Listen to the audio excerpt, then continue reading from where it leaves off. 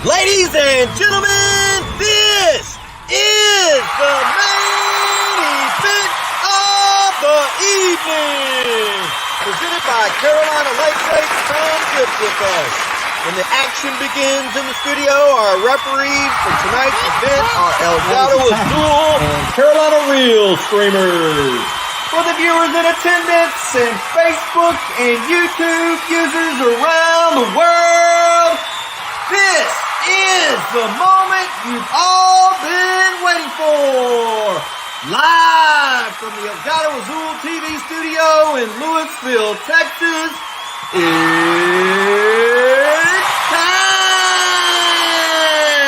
time! What's up, slime lovers? Welcome to the Slime Show.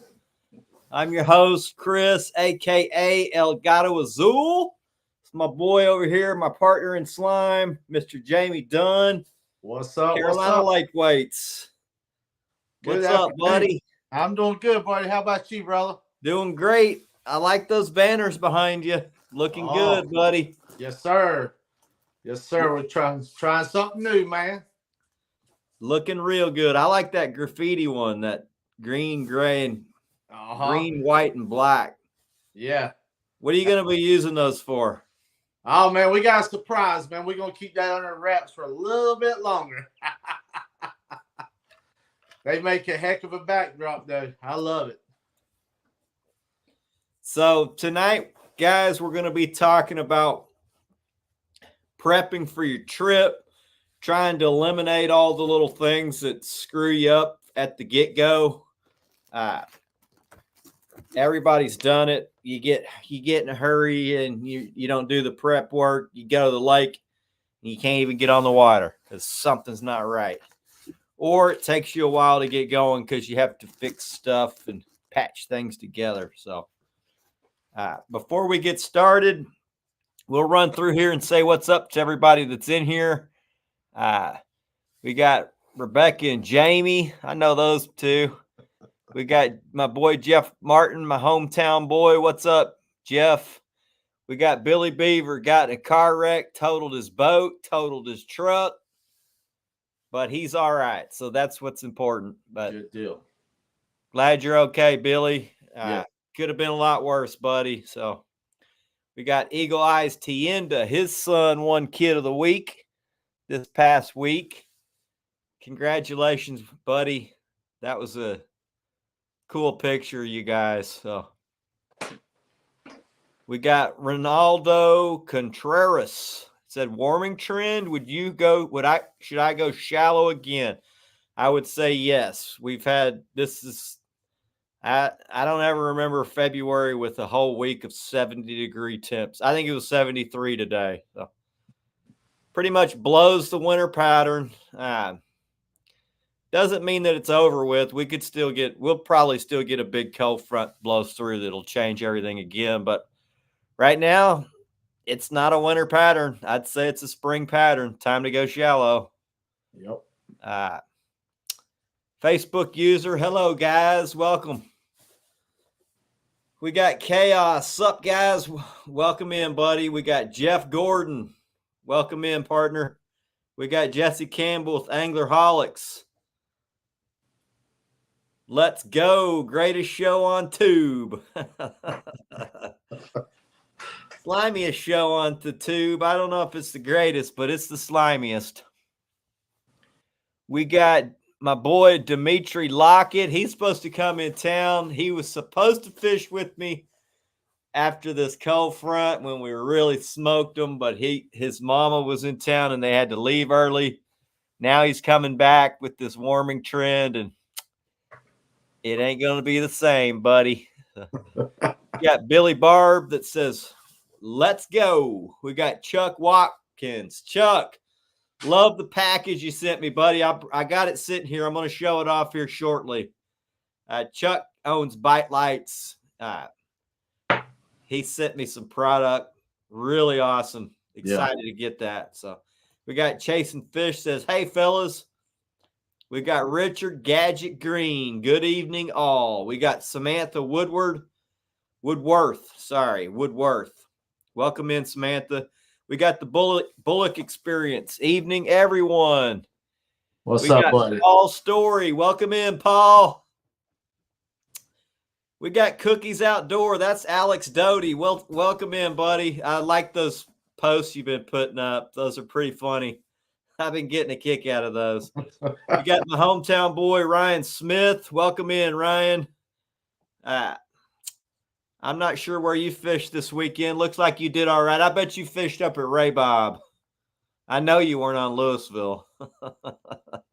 We got Rustic. Welcome in, Rustic. How you doing, buddy? It's been a while. We got 351 Cleveland. Welcome in, buddy. Cross-eyed catfishing from VA. Welcome in. And that is it. So, wow, we got a good crowd, brother. Welcome in. Jamie, is there anything you want to go over that's new before we get started? Wow, man. First of all, man, we've got a lot of new swag out there, brother. We got some new hats with the patches on them. We got new logos. We got new stickers. We've got all kinds of new shirts. So the website is jam full of stuff. Now we're carrying lead weight. So you can get all your lead weight that you want. So check the website out, guys. CarolinaLakeWeights.com. It's jam full. We got some new names in here, so appreciate you guys stopping in and checking us out. I'd like to say thanks to Chuck at Bite Lights. He sent me some planer board lights. His website is bytelights.com, bytelytes.com. And what Chuck has is a new product that's a rechargeable planer board light. And the way these work, it's got a little battery. There we go. It's got a little battery. You pull that out, turn it around, plug it in, stick that down in your planer board. That thing lights up like a Luke Skywalker's lightsaber. Man, that thing's got your rods all lit up back there, brother. Them things are bright. Yeah, so that's a cool product you got. I don't know how long they last. Me and Jamie were talking about that before this show. We were interested in wondering how that long they would last. But they recharge in a USB port. They come in red and green. Yeah, Chuck, I can't remember what the charge is on those when they're fully charged, how long it takes to, and how that long they last on a full charge. Okay. Man, dude, you don't have to charge them things for a long time, brother. How long? He's got to have seen 50 to 60 hours. Holy smokes, I love that. Yes, sir. I love that. So there's the red. Yep. And the green lights up even crazier. So, and guys, you guys go check them out over at Bite Lights. They also come with a little tube. If for putting them on your rod tips. And they also will be coming to Carolina Lake Weights also very soon. So I don't have the attachment that goes to it, but you put that on your rod. And then this thing mounts in there like that. So you can see your rod tips at night if you're a bank angler or whatnot, and you don't want to have white lights.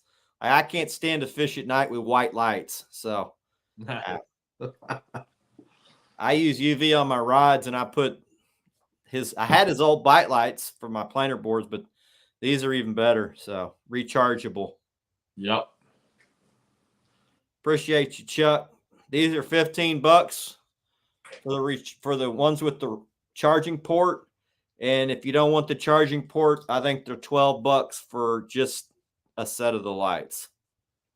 So pretty cool contraption you came up with there, Chuck. Yeah, I'll tell you, man, them things are cool, brother. And I'm blown away. 50 to 60 hours. Yeah, that's insane. Wow. They're bright, man. They're really bright. I think we'll have some of them at CatCon also. So we Also want to say thanks to Mad Cats.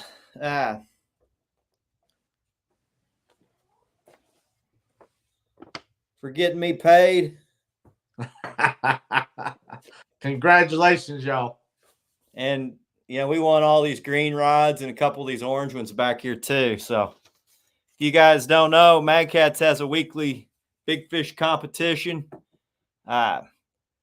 Big fish of the week wins $500. Second place wins 2 rods and 2 takedown rod holders. Third place wins some Carolina Lake weights. A reel, I think an Abu Garcia 100th anniversary reel.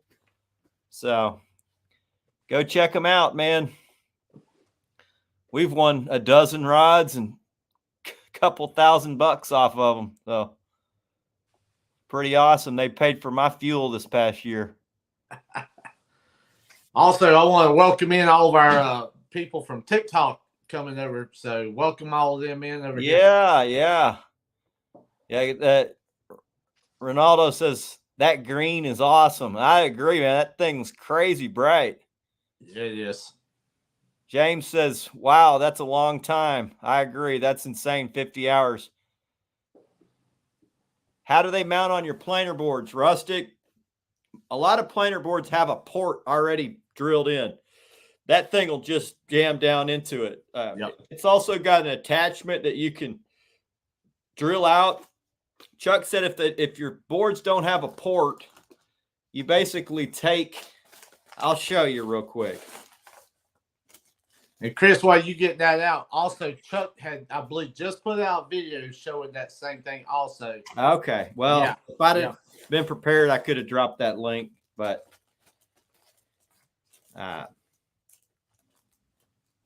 Chuck took good care of me. So. Yeah, he did, man. He's an awesome supporter, good dude. So basically, they come with this little attachment that you can use to, you basically, Chuck said if you don't have a port that's already drilled, you drill this down, you install this, and then you cut it flush, and then these you jam these down into it. So it's going to ride like that. It'll be flush, though. Just that part will be sticking out of your board. It'll be like that. And I'll tell you, if anyone's never seen them on your planer boards, let me tell you, you'll know where there are probably 500 so yards out there. They're bright. Yeah, they're crazy bright. Yeah. I've not used these, but his old bite lights would light. I mean, you could see them far. Yes.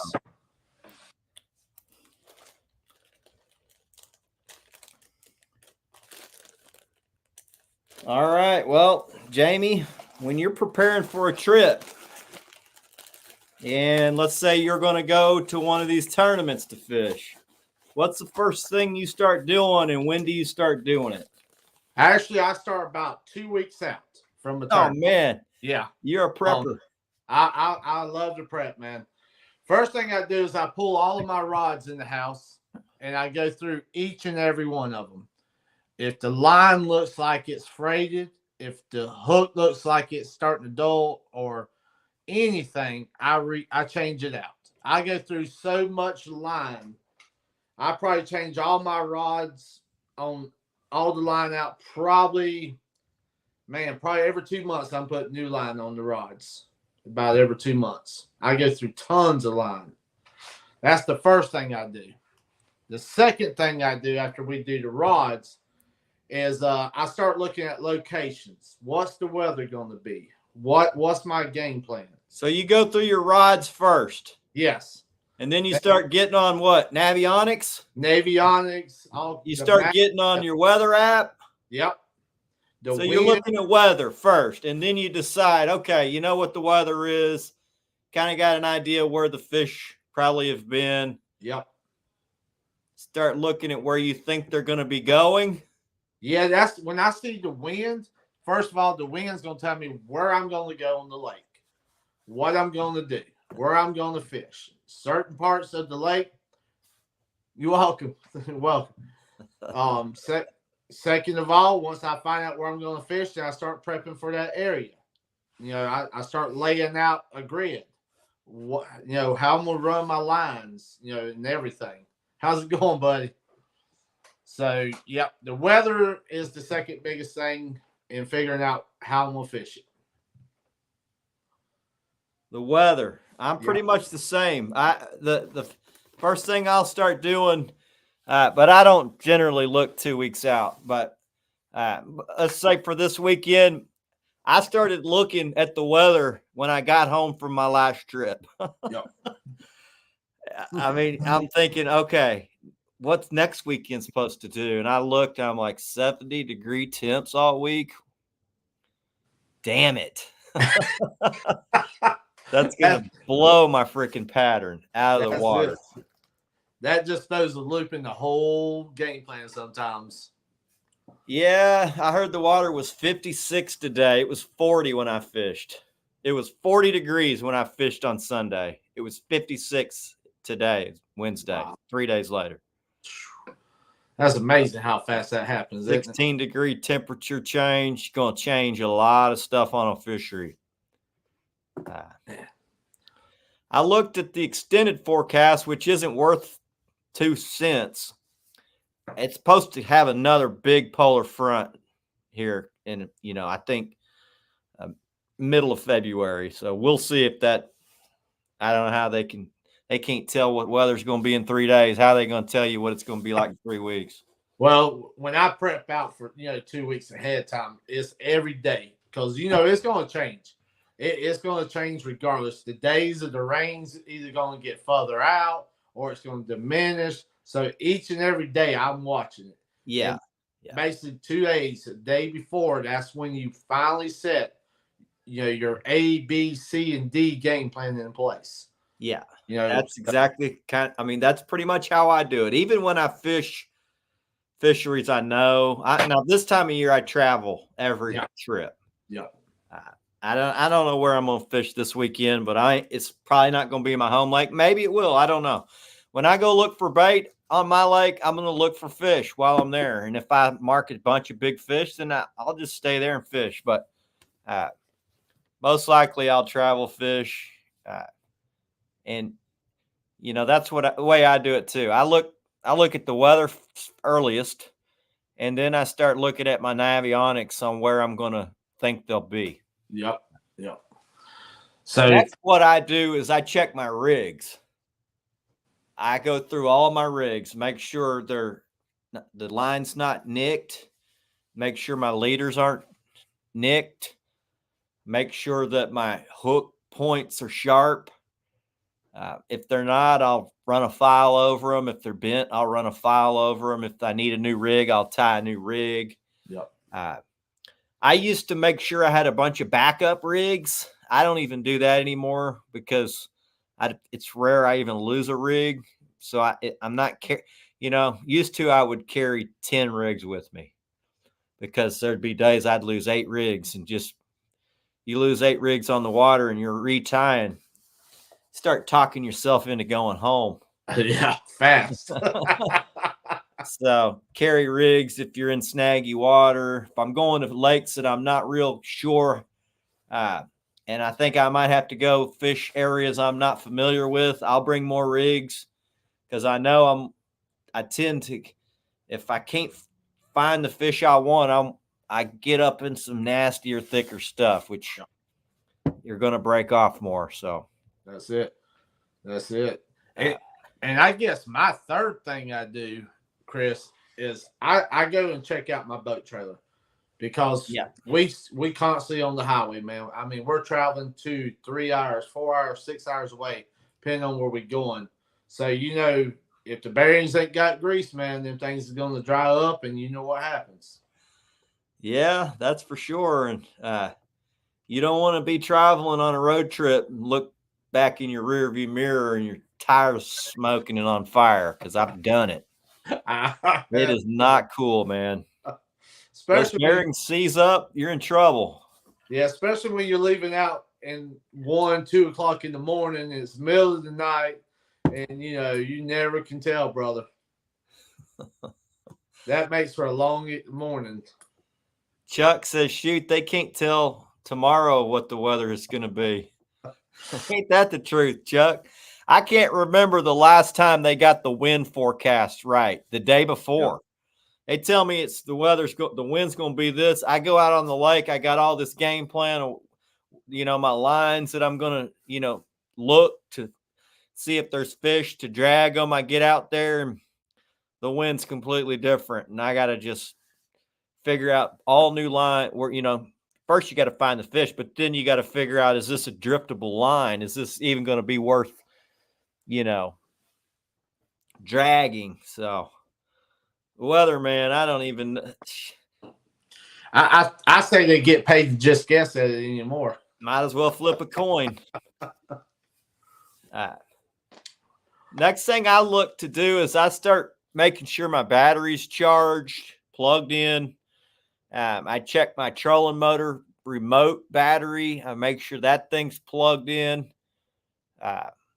Just the things that I know that without, it's a pain in the ass. I've gone out there and the boat battery's dead because I left the damn graph on. Can't use the graph. Got a cranking battery, but no graph.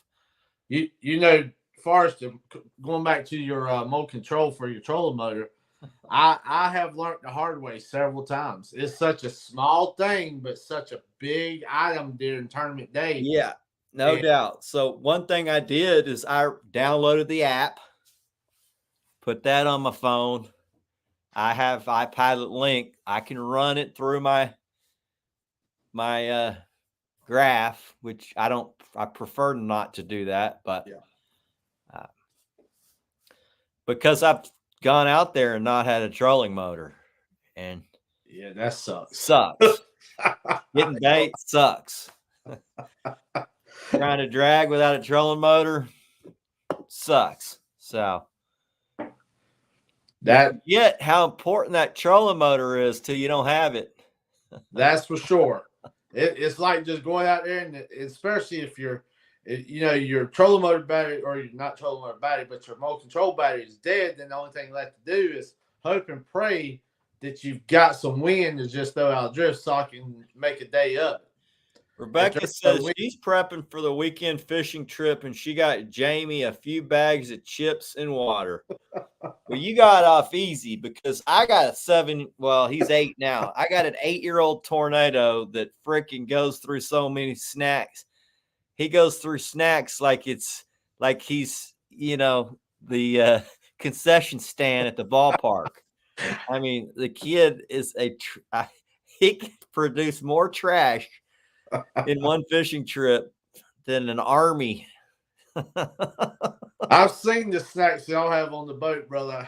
He eats chips, beef jerky. He likes fruit snacks. He chugged 4 freaking body armors in a row this last trip. I don't know if he's just trying to be funny, but he got 7 packs of like fruit chews and ate all 7 packs at once and almost threw up. And then he chugged it with 4 body armors. I'm like, damn. Wow. My buddy's like, let's read the because they're not, body armor's like not bad for you. It's not like a Gatorade with a bunch of artificial colors and crap in it. They still have sugar, but they don't have all the preservatives and all that crap. But he's like, man, these things got 15 grams of sugar. He just chugged 4 of them. He was on top of the T-top. I was about to say he was back up on top, wasn't he? he caught about a 35 pounder, and he's like, dang, can I fight it on top of the T-top? I'm like, no, you can't. Get your ass down here. I will say it makes for some good TV, though. I love that boy. Oh man. So what's your next that you start prepping? What's your next item? I would say I probably make sure I got snacks for Jackson, just like what we'd said. I go to the grocery store the night before. I get plenty of beef jerky and chips and fruit chews and waters, and I carry a giant box, and it'll last maybe 2 trips. Man, Getting snacks for that kid is one of my biggest expenses for a month throughout the month, just for fishing. You know my bad Without habit. the snacks, kids start becoming a pain in the ass. So, oh yeah, you're right. And he's a giant. He requires a lot of food. I love taking my grill. That's one of my. I love taking the grill and cooking hamburgers, and I get. I don't do all that. That's too much. That's too much work. I'll do it if I got my wife in the spring or the early summer. We'll do that. But it's just a lot of work. So I'll bring him lunch. I'll bring my son Lunchables. I'll eat jerky and chips and drink of water. Summertime, I'll have a beer, Yep. Other thing I start doing is I start prepping proper clothing, making sure my gear is clean, making sure I got everything I need, gloves, backup gloves. If it's wintertime, I make sure I got my neoprene gloves, hand warmers, make sure all that stuff is ready to go. And I have backups because they get wet. You get wet. Yeah. Sometimes you get wet. And I'll even try to bring a backup set of socks and stuff like that in case the feet get wet, because stuff happens, I've always been taught have a backup for a backup. And yeah, I found that to be very true in more ways than one. Chasing Fish says make sure you got that tube to get the air out of the fish. Yes. That's for damn sure. You shouldn't be fishing in the winter without a burping tube. And I carry 3 of them on my boat because sometimes they go overboard. Especially with a Texas tornado on board. Ryan Smith says, I usually eat a shad flavored sandwich because his hands are always nasty. That's very true, man. Who washes their hands after cutting up bait and then going to get a chip or something? Just go ahead and eat it.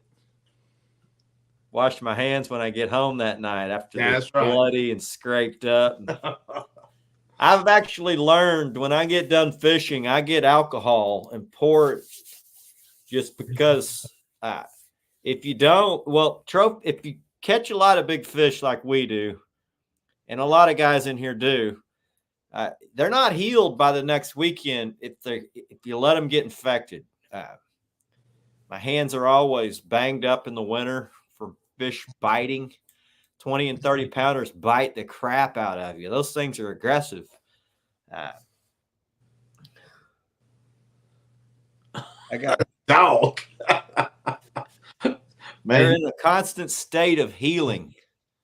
Right about the time they start feeling good, I go destroy them again. So, well, that's a good problem to have, though, brother. That's a good problem to have. I can't wait until I start having that problem again shortly. So probably, Chuck, dry bag with clothes and essentials is the best addition to the boat. I'd agree. I used to just leave it in the boat, but then I would have an instance where I would actually need them, and the clothes were just nasty. They don't store well, even in a sealed deal in a boat.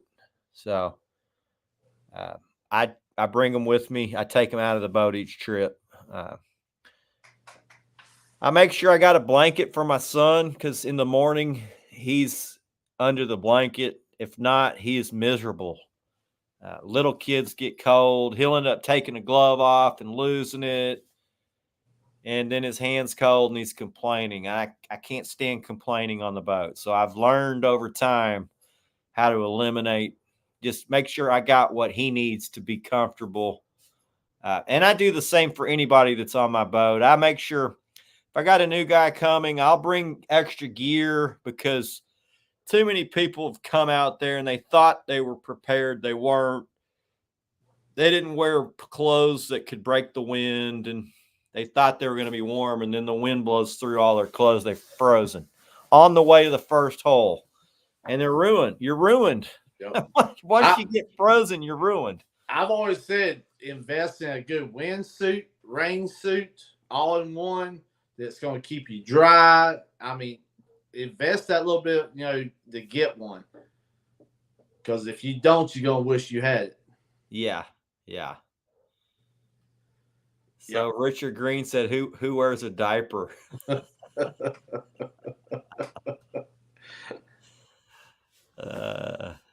man. me.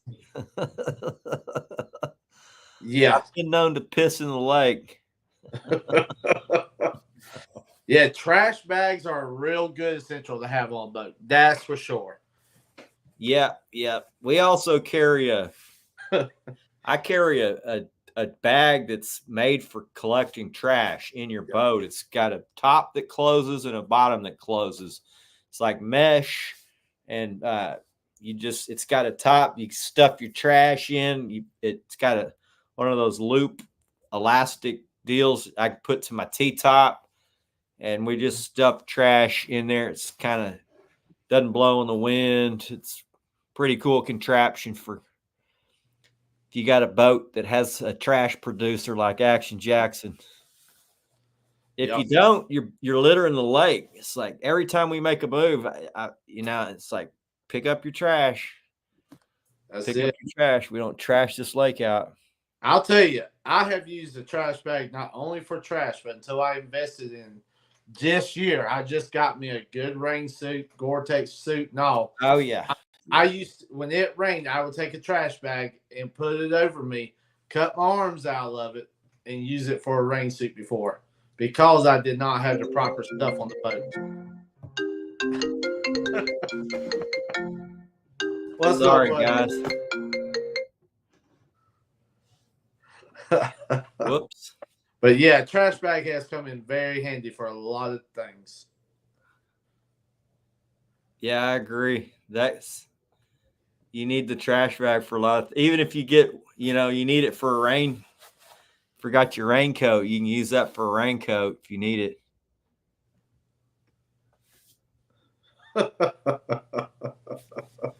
Chuck says he always has a mesh trash bag and loves it.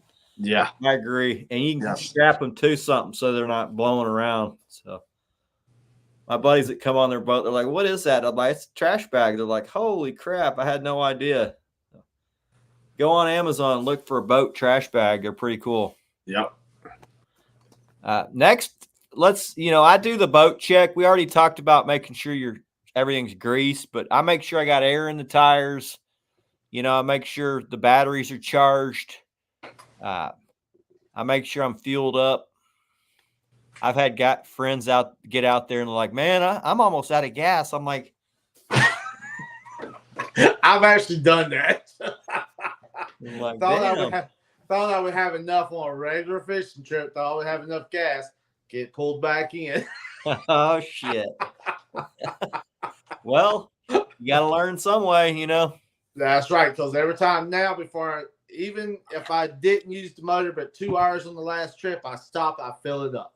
Yeah. I will not get back to the river without topping my boat off. I got an 83-gallon tank, so I get about 3 trips, and I still probably got 20, 30 gallons in it, but I always fill it up. Yep. You can't never tell, man. You can't never tell. Something might happen. You never. I've had days where I had to motor around all over the freaking lake. Yep. Burning up gas. And if you don't have the fuel to do it, you just have to sit there. Yeah, you're right. Especially like Santee Cooper, man. If you get out there and you take a chance and all of a sudden the wind gets up, you're out of gas, well, I can tell you it's going to be a rough ride, my friend. Just hang on. Lad said they finally set up a YouTube account. Nice. Well, prepare for the ass whipping called YouTube. It's a beating. We're still going through that. I think we're gonna hit 600 after 2 years here soon. Oh man, Puke bags make good pee bags depending on who's on board. Well, you're peeing off the. I don't care who you are. If you're on my boat and you, I'd never had somebody that wouldn't pee off the side. It's just natural. It's just natural, man. It's gonna do. And if they don't want to pee off the side, they pee in. I got 3 buckets. You can pee in the bucket. Promise I won't look. So, I mean, Sean, it's natural, man. Do it. yeah, I brought my uncle and my aunt. It's Lana's uncle and aunt. And aunt calls me and she's like, "How long y'all gonna be out there?" I'm like, "Well, we'll fish for probably 7 hours." And she's like, "Well, what's Kevin gonna do for the bathroom?" I'm like, "Go before we." I mean, go before we go. Have him drink some coffee or something. I mean, that's the question that's what you're worried about. Like, okay. Oh man. Damn. That's the last conversation I used to have with Jackson when he was 4. Oh man. I tell him if you come fish with me, go to the back of the boat, let it roll. Whatever. Yeah. I ain't worried if it gets on the side. If you're a girl and if you don't want to hang over the side, there's a bucket. Do what I do to Rebecca. I just hold one hand and hold her over the river. Yeah, we got T-tops, so you can hang on. I mean, that's rod it. Holders, all kinds of crap to hang on. That's it. Man. So that's fishing. That's it. How about your bait, Chris? How you prep with your bait, brother? My bait is my number one thing before I travel fish. To me, I will not even go unless I got my bait. So I won't get it more than 2 days out. 2-day-old bait I'm fine with. 3-day-old bait I'm questioning if I'm not catching good fish. Are they turning it down because of the bait? I know they don't mind a 2-day-old bait. Yeah. So a lot of times, if I don't have one of my guide buddies who can get me bait, which I'm fortunate to be friends with a ton of cool guys that are willing to get me bait.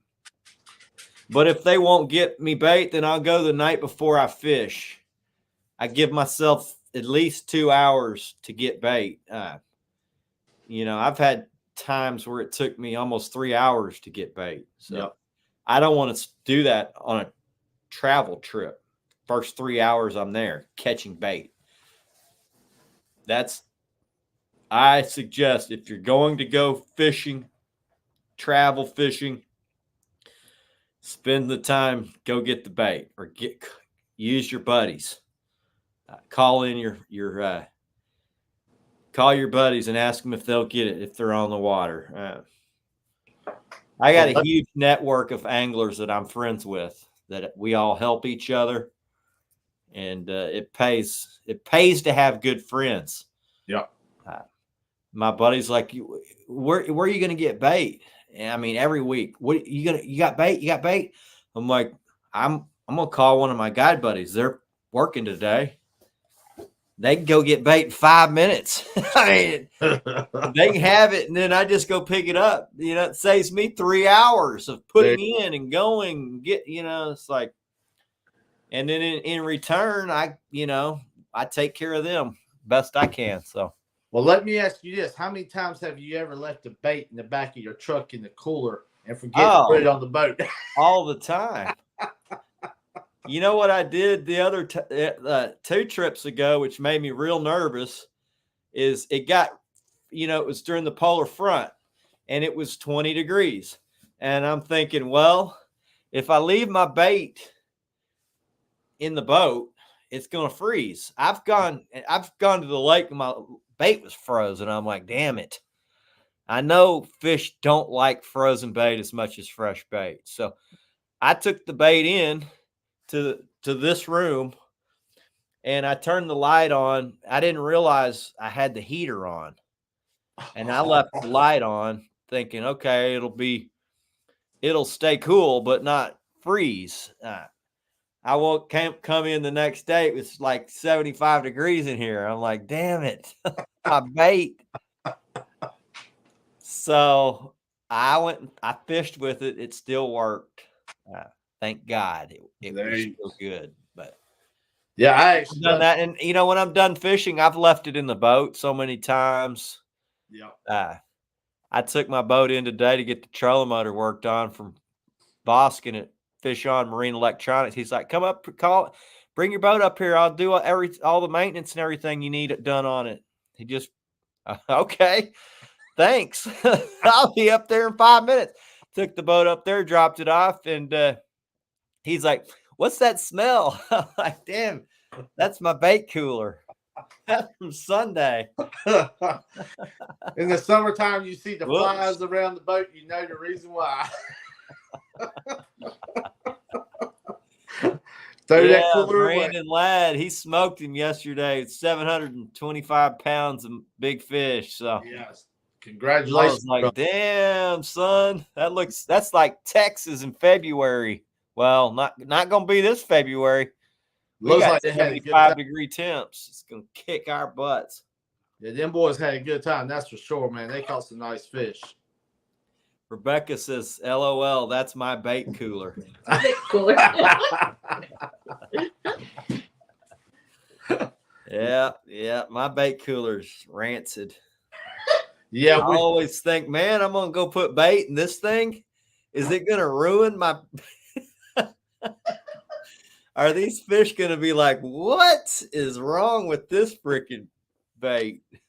I keep Walmart's in business getting new coolers here and there. I promise you. Yes, he does. Yep.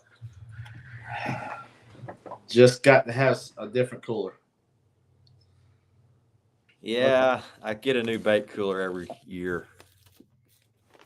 I think last year I bought 3 bait coolers because I would forget the bait in that thing, man. Just throw the whole thing away. Throw the whole thing away. I'm not opening the lid. No, sir. Nope. After a week, nah. Oh, man. Team Ladd said Lake had current on the fish, was running ledges on main channel about 40 to 50 feet. It was a hell of a day. Yeah. That's the pattern I fished up until I'd say probably today everything changed. If I were fishing today, I wouldn't be fishing that same pattern because I heard our water temp went from 40 to 56 today. So I heard guys were catching them in 1 foot of water.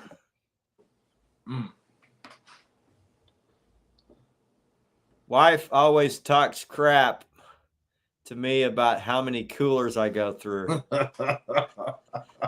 I lose the tops on those igloos driving up to Texoma. I don't know how many tops I've lost driving up there. Yep. Those freaking, Igloo does that on purpose. I actually lost one off of the other day going down the highway with the boat. They're like, we're just going to make these tops fly off so they have to go buy a new cooler. They do a good job at it, I promise you. But, talking about the boat and prepping, the other thing I do is because of DNR a lot and safety with the Coast Guard is double check all my life vests, my registration. Yeah. I do all that. That stays. Now, if we're going to get checked, it's usually going to be, it's not going to be for fish and game. We're going to get checked for a safety check. Yeah. And it's generally going to be a park ranger that does it, and they'll check you at the dock. They'll pull up in their truck while you're loading, and they'll come check your life jackets, your horn, your air horn, your throw, all that stuff. So Yeah, that's definitely your fire extinguishers. Make sure them things is in working order. Make sure your pin's in. Make sure it's charged. Yep. And then, of course, your lights and all that stuff. You plan on fishing at night. Jeff says, anyone use salt slurry to keep bait for several days? No. No. As far as I know, salt isn't what a natural bait's going to taste like. And I believe freshness is not a matter of the thing going bad and decomposing. Freshness is about the enzymes that are alive in the bait. As soon as you freeze it, you're killing the enzymes. As soon as you're putting salt on it, you're going to kill the enzymes. It may preserve the bait, but it's not going to have that magic stuff in there that the fish like, which are the enzymes. That's why fresh bait works, because it's alive. Even after you kill it, the enzymes in it are alive for 2 days. So yeah, that's biology for you guys that don't know. It's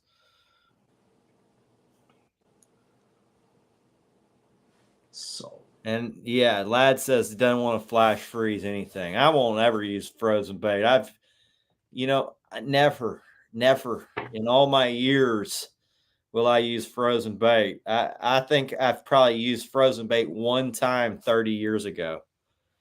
And I didn't catch a damn fish. And I thought the whole time, wonder what I'd be catching if I had some fresh bait. And after that, went and got my bait fresh every time. So I get it, guys. It's for some guys, getting bait can be almost impossible.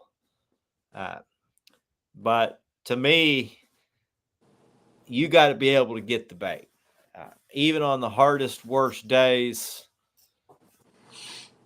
I can go get it.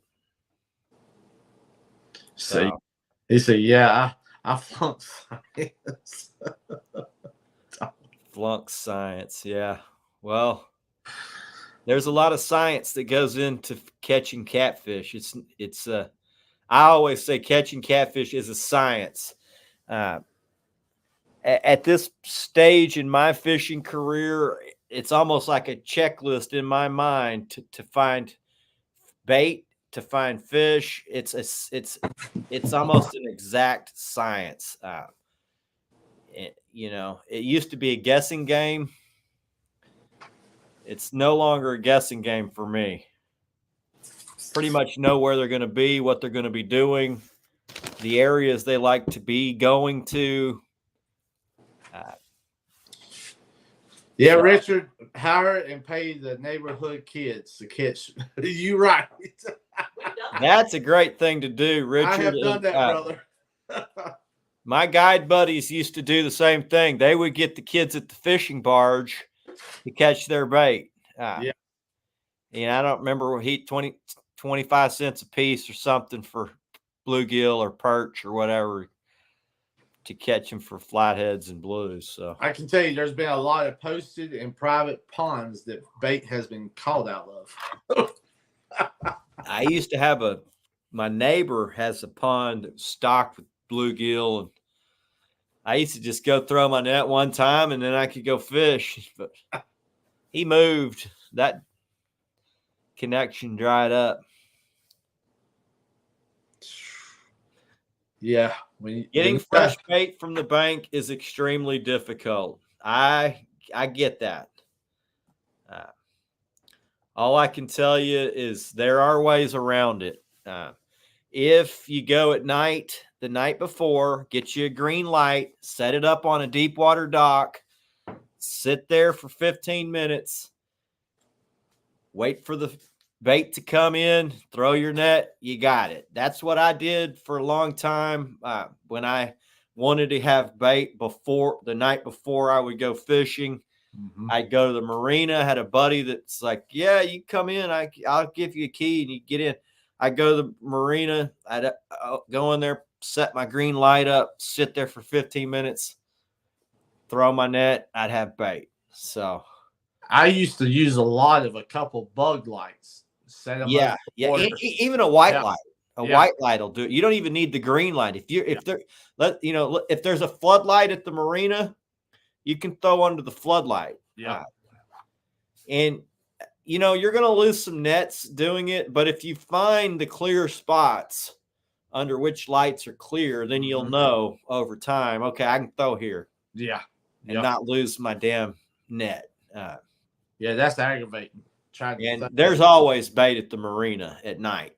Yeah. If you're in a deep water marina, it's always there. Doesn't matter what lake you're on. So chum up with somebody at the marina is all I can tell you, buddy. And that's a great way to be able to go get bait. Bait's the first piece to the puzzle, and taking a shortcut on that, you're screwing yourself. Yeah, there's some shopping centers around here, Chris, and there's a lot of ponds around these shopping centers.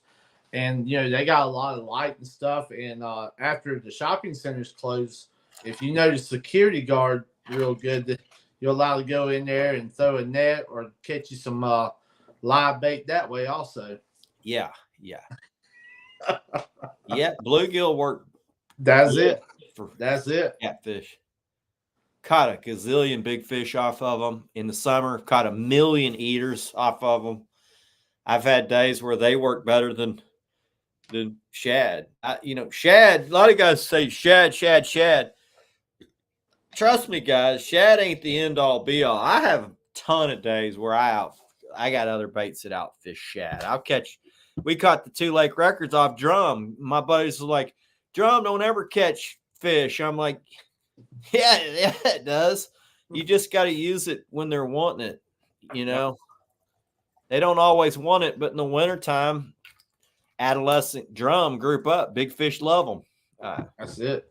And like you said, bluegill, I've always got bluegill with me. I like having perch with me. Carp and buffalo work good too, especially in the summer when the gar are feeding on them pretty good.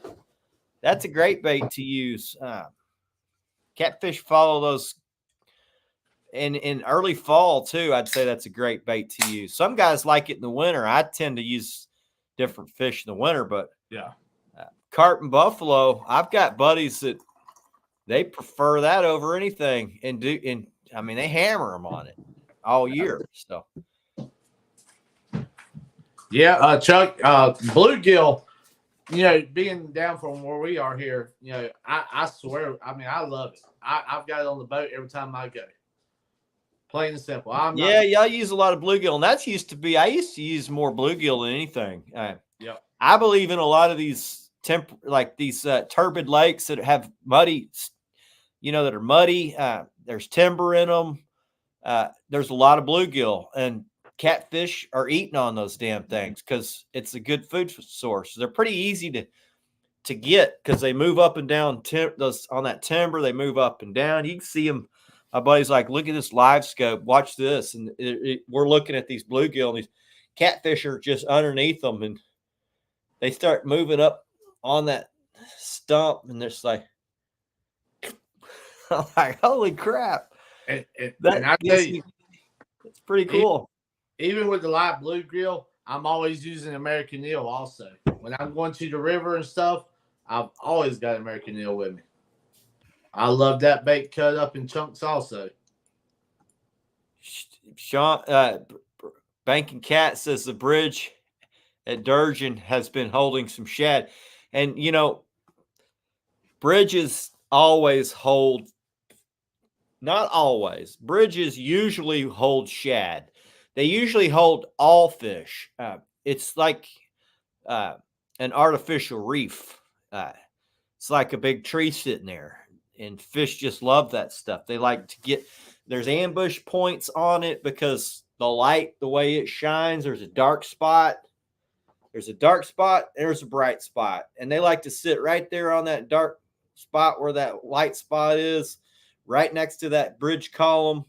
And that bait, as it's swimming through, it's blind, coming from bright to dark, and it's an easy picking. So bridge columns right on those edges. I do that a lot. If I can't find it on structure, I will move to bridge columns and get my big baits that way. And especially right close to the back side of that thing where the water's coming off, and then that. yeah, if you got current, that's a good yeah. spot too, right off the current. But we don't have current in our lake. We have.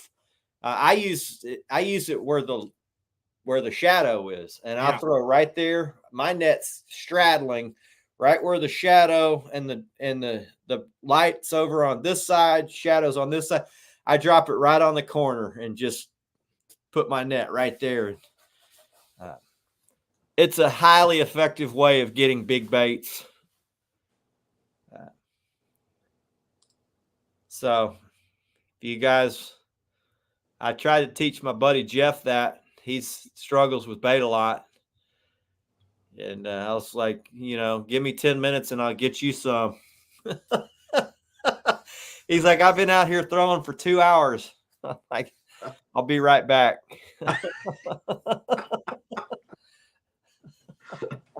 Oh my God, Chris, how I know you. I know what your answer is going to be on this, but cleanliness of your boat. How organized do you like to be, as far as when you hit that lake? How organized is your boat? I keep my boat ready. My boat stays ready. The only thing that's not ready is when I travel fish, all the rods are in the bottom of the boat. Mm-hmm. I don't leave them in the rod holders because the wind, over time, I found the wind, you'll get blisters on your mono. You'll catch fish. All of a sudden you get a big one on and it breaks where that blister is. So I set my rods down in the boat. And you bring up that. Sometimes I'll forget to put my drift sock up, and it's just in the back of the boat and I'll put just like the cooler on top of it so it doesn't blow out. And you bring up a good point about your rods. A lot of people I see going down the road, man, got their rods all up in the rod holders, in the line and stuff. A lot of people, I don't think, stops and thinks about what you just said. Yeah, I learned that the hard way. You lose your best fish when you do that. Yep.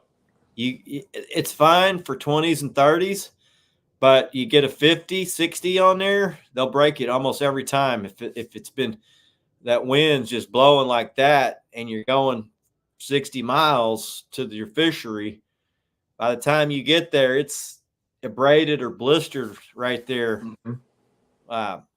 Right there where it's been blowing on that top eye, and breaks. You're done. And a lot of people with the socks and stuff, it's going to happen.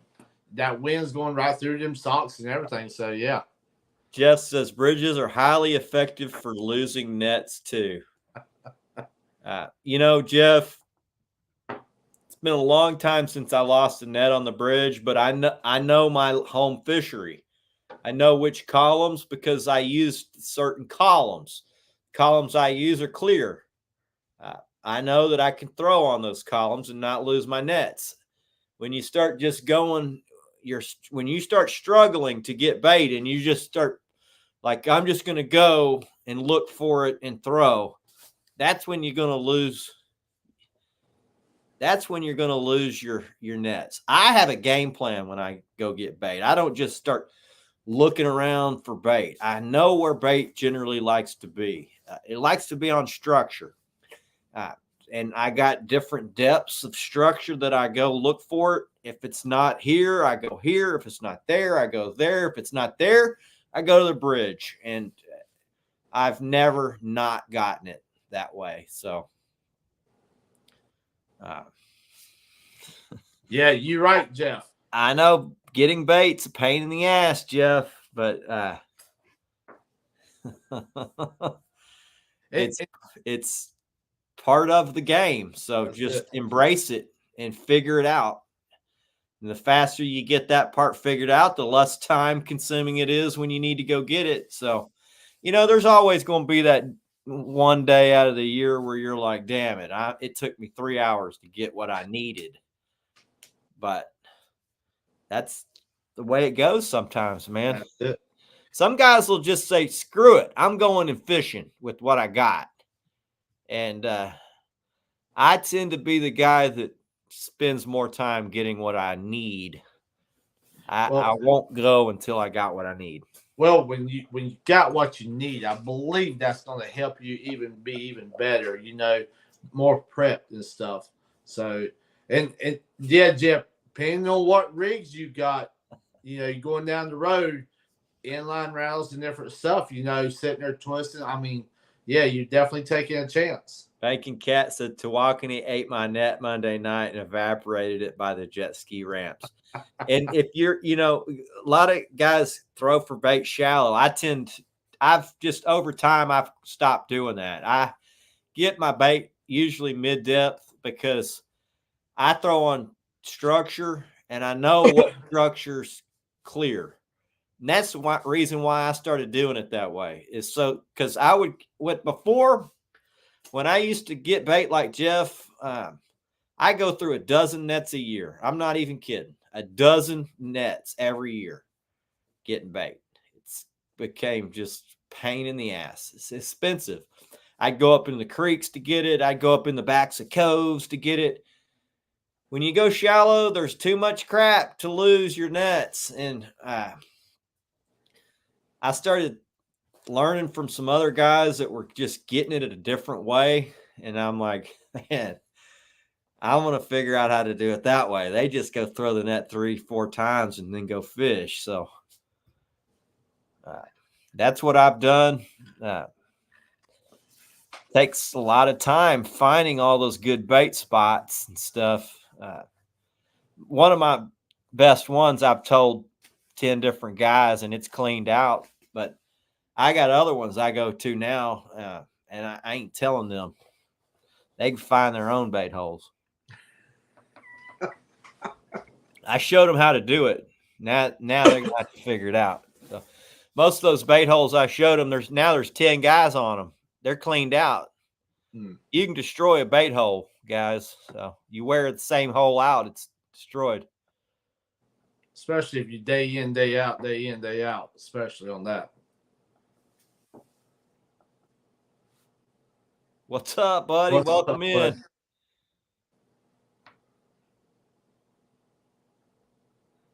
So, Richard, I throw a 7-foot Phytech 11-970 is what I pretty much throw year round. I do have a shallow water net that I'll throw in the spring when there is no bait out in mid depth. It all goes up shallow to spawn. I'll throw a shallow one then when it's a lot cheaper, it's a lot lighter. It's a 1/2-inch net that I throw up shallow. The one I throw deep is 5/8, a little bit bigger mesh. It's got 1.5 pounds lead per foot, and it's taped. So I'm generally throwing in 20 to 40 feet of water year round. Guys are like, man, doesn't that get tiring? I'm like, yeah, I throw it once or twice. I see you over there throwing for 2 hours. You've threw it 40 times and you still don't have bait. I'm like, doesn't that get tiring? Man.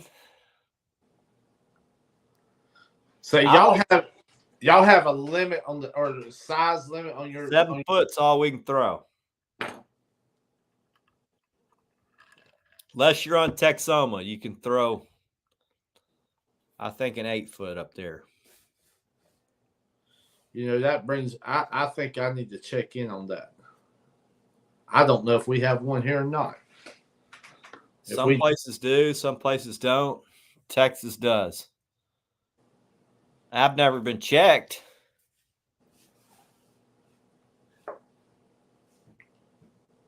I don't know. I throw 5/8 net 5/8 mesh. Yeah. It's a Phytech 11-970. You can't get them right now. Everybody wants that net, so they're sold out. But hell, bait's going to go shallow now, so you should be able to get it from shore.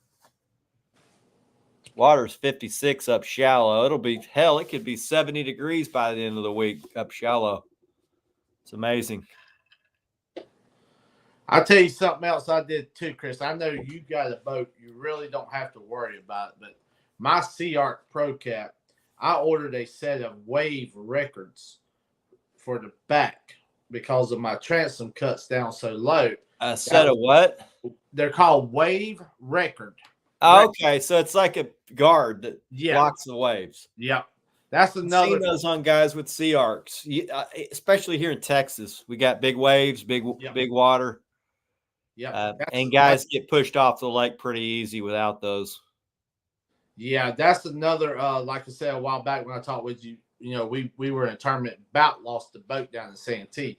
Ever since then, I've really I've added another pump in preparation for rough water, and now those are to be in here next week. So we're going to put that on the boat. So, Jeff, you got to follow the migration, buddy. You got to get out of that hole that you've been throwing at all year. I'm going to be friendly and tell you another hole, but I don't want you taking your buddies there. I'm not, it's going to be just you. So I got a different hole you can go get them at.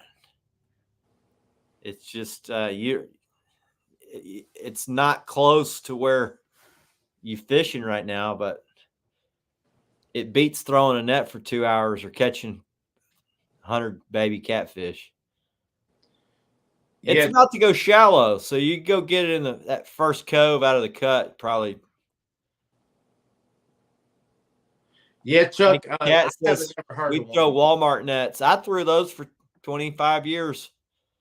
Through Walmart nets, they're fine, especially if you're going up shallow. You don't need an expensive net if you're going to be losing them all year.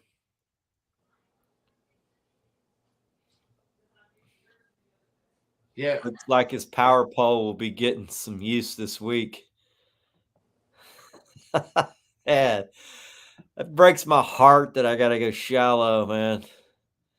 That's not that I don't enjoy catching fish shallow. It's just you're not going to catch 25 big fish up shallow. So, I love fighting a fish up shallow. Like, okay, you caught 2 good fish up shallow. Would you rather catch those 2 fish for the whole day and some eaters, or would you rather go get 20 big ones? I'm going to go with the 20 big ones out deep every time. Yep. Just, they don't group up like that up shallow. You got to just grind and catch. Hopefully, on a good day, you might get 3 of them.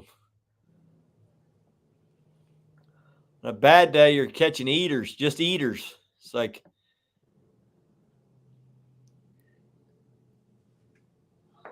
throw a 7-foot, and in the shallow, I use a 5-foot.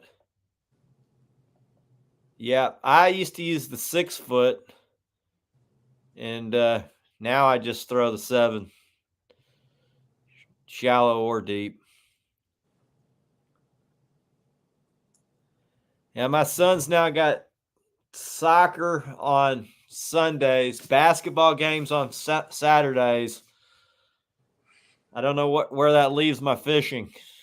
Not good. Not cool, man. I think Skip says 8-foot 5/8. When deeper for me, need to get a tape. Shallow, I use a 5-foot 5/8. I think we're actually going to try to go this weekend ourselves, Chris. Oh, yeah? Where y'all fishing? I think I might head down towards Santee this weekend. I'm not sure if we're going to do it on Saturday or we're going to do it on Sunday, but I believe we're going to head down that way. And we might even do a live while we're there. I'm not sure if we're going to hit the river or we're going to hit the lake just yet. Richard said he's going for eaters most of the time. Well, eater bite should be fired up right now, up shallow. I'd say 3 foot of water around the creek mouths. Not right where the flow's coming in, just down from the flow. Find a little structure, some stick ups, a couple stumps. Throw right next to that, just right out of the flow. You'll catch as many of those things as you can freaking crank down on.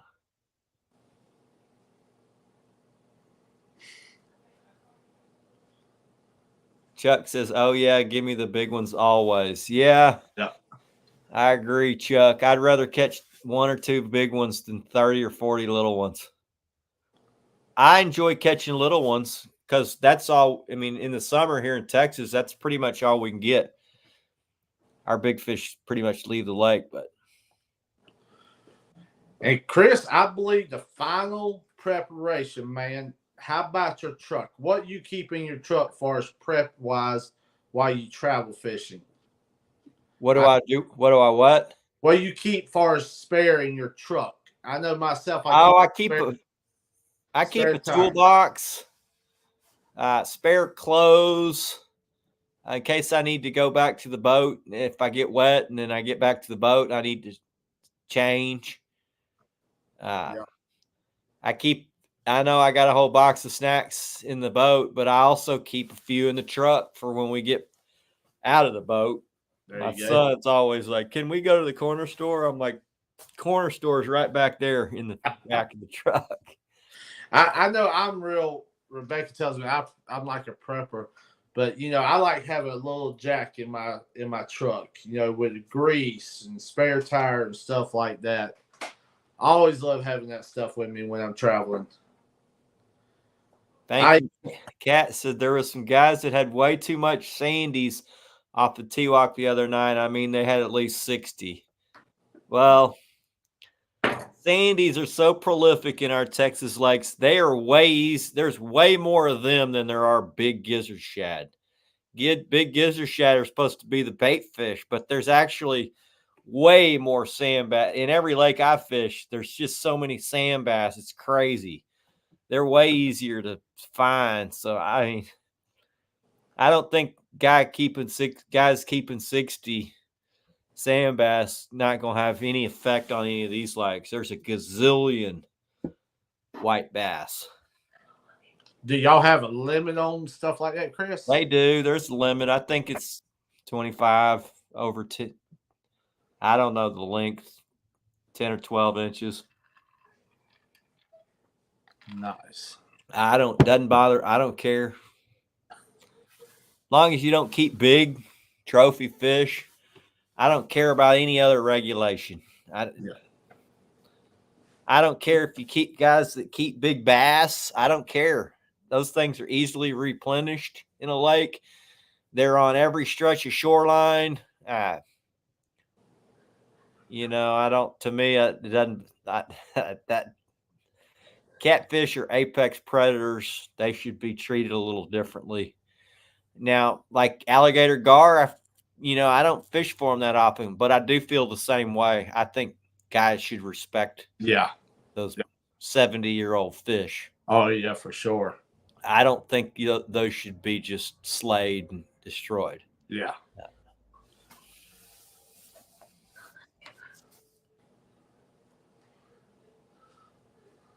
Yeah, I hear guys always complaining about other guys because ever since I was a kid, cat fishermen have said, "I'm a cat fisherman. Everything else is bait."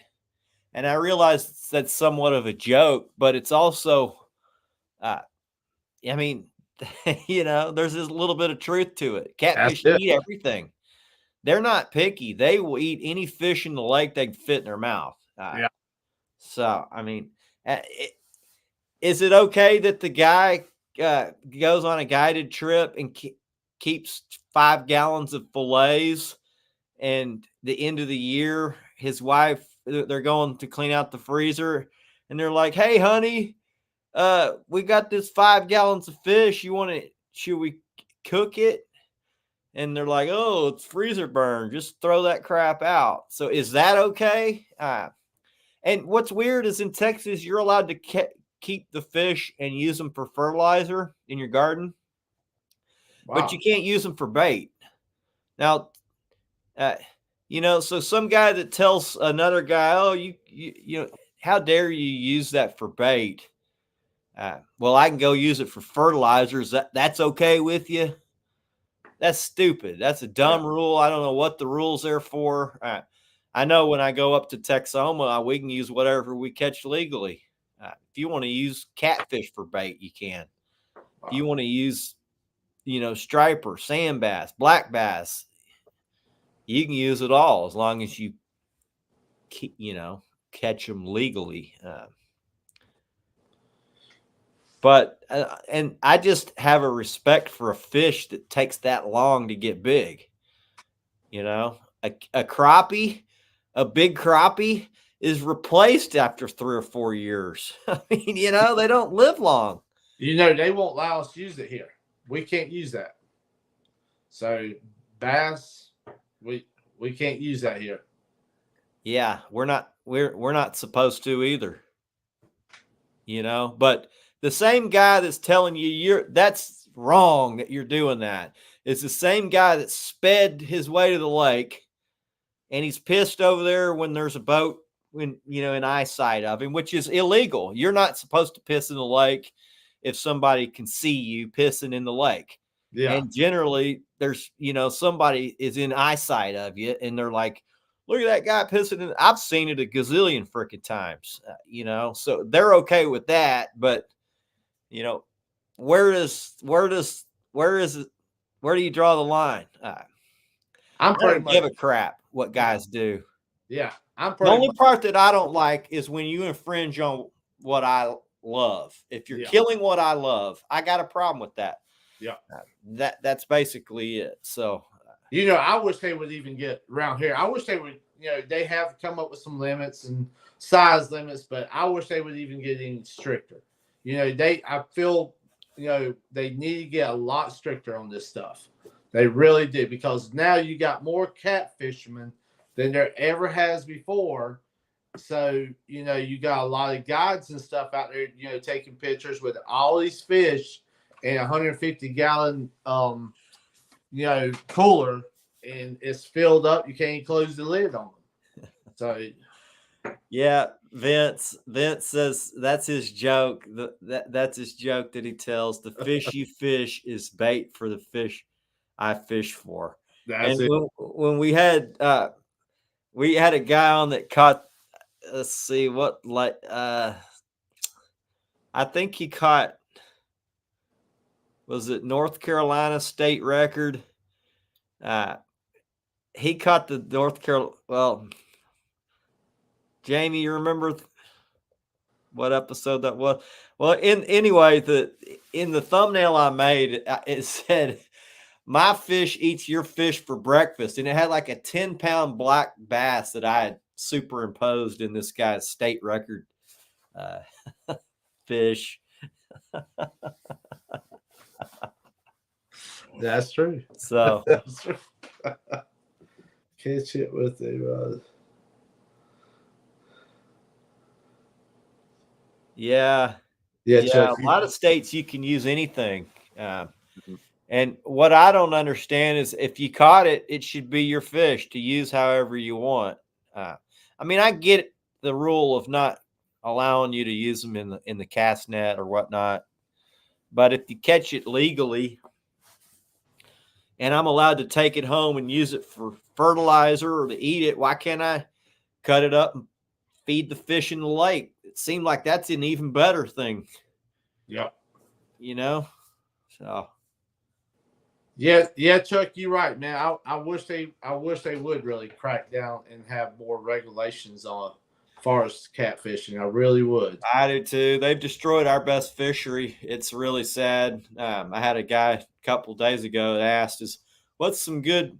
I really want to catch one of these giant fish out of Lake Tawakoni. What's a good place to bank fish?" And I'm like, well, first thing you need to do is probably lower your expectations, because the information that you probably think you're going off of is probably from 5-10 years ago when the lake was chock full of 70-pounders. Those were really easy to catch. If you didn't catch a couple of 50s, maybe a 60, it was a bad day on that lake for a decent angler. Now you won't even find a guy that hardly catches one in the 50s on their very best day. So they've decimated that lake from keeping them. I told him, first thing you need to do is lower your expectations, because nobody's catching big fish out of that lake anymore. These guys have destroyed it. keep 'em. Especially the commercial fishermen. It's crazy at amount of catfish these guys are allowed to keep, man. It really is. Yeah, but I think they should change that. And if nothing else, Texas usually does study these things, but you have to do a long-term study before you make a law on it. Well, it's too late. Yeah. You're waiting to study this. It's too late. They're done. You done killed them all, and they don't just. For that lake to recover, you would have to put the regulation on it today, and then in 20 years, it could maybe return to its old glory. But yeah. It's weird to me that you have a lot of these guys, it's almost like catfish have a target on their backs. They think they're the worst fish there is, but actually it's totally, wrong, man. I mean, I got guys here talking about the bush hookers and, the juggers and stuff like that. Oh, there's plenty of them. Well, there really isn't no more. Places I used to fish, it's got 100% harder to find a decent sized catfish anymore. Yeah. Just because of people with the bush hooks and jugs and, trout lines and stuff. It really is. Yeah, my fishery used to be considered one of the best catfish lakes in the country. And my buddy, even like my teammate Ian Tipton, he's like, man, you're fortunate to fish that lake you fish. It's one of the best in the country. I'm like, you're going off of an In Fisherman magazine article from the 80s. It ain't 1985 anymore, buddy. This is 2023. That lake is not, it's freaking decimated from guys keeping them over a long, long, long period of time. When you do that, you destroy the lake. And it'll never, I don't care if you put the regulation on at this point, you've taken the genetics out of there. It will not recover. And then, like I said, when they keep all these big 60-pound catfish, 50-pound catfish, they're showing pictures. What's the sport in traveling up to a line, getting it off of a line, throwing it in the boat? I mean, you're not fighting it with a rod and stuff. It's not a sport anymore. So CFB Streams says he caught a 62-pound blue on a 16-inch crappie last weekend at T-Walk. And there are some still left in there. And, my buddy Jesse caught a 65-pounder this year out of there. You caught a 62. But I used to fish it probably 10 times in the winter. And we would I would have days where we would catch 30 fish over 30 pounds. And the big fish would be our bookend fish would be 3 in the 50s, maybe 2 60s, maybe a 70. You have a really good chance of catching a 70 probably every third trip.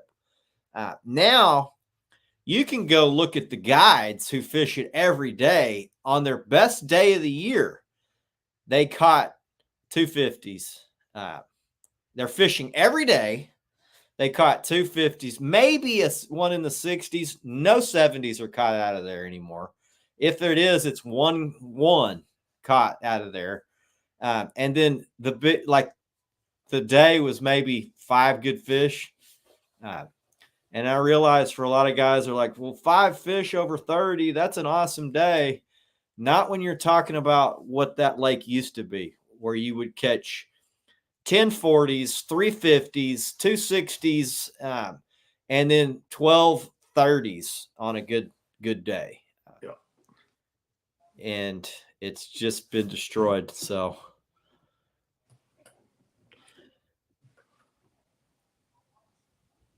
yeah, there's a lot of decent lakes that nobody know about. They just don't have super-sized fish in them. Why? I don't know why certain lakes produce mega-sized fish. Tawakoni was a lake that had a ton of 60, 70 pounders, and it even had some 80s. And at one point, everybody thought, okay, T-Walk's going to be producing hundreds here real soon, because every year the record was going up. But then all of a sudden, social media all the people started coming to meat haul it. And in 5 years, they wiped it out. They cleaned that thing out. It's totally destroyed now. You know, Chuck, you're right, brother. It don't take much to wipe a lake out. It really doesn't. And it's bad to say that, you know, you hear some of the old timers, man, we used to catch so and so, this big, that big. You can still catch them here and there, but it's not as fun. You know, I consider myself an old timer as far as cat fishermen go, because I've been doing it so long. My lake used to could go in any section of the lake and do well. It was a great catfish lake. When you go online and you look at Texas, or you look at what some of the best fisheries in the country, sometimes it'll still tell you Lake Louisville. And the lake sucks now. And it sucked for a long time. They're going off of information from the 80s when 80s and 90s and 100-pound fish were caught out of the lake. Flathead world record come out of there when I was a kid.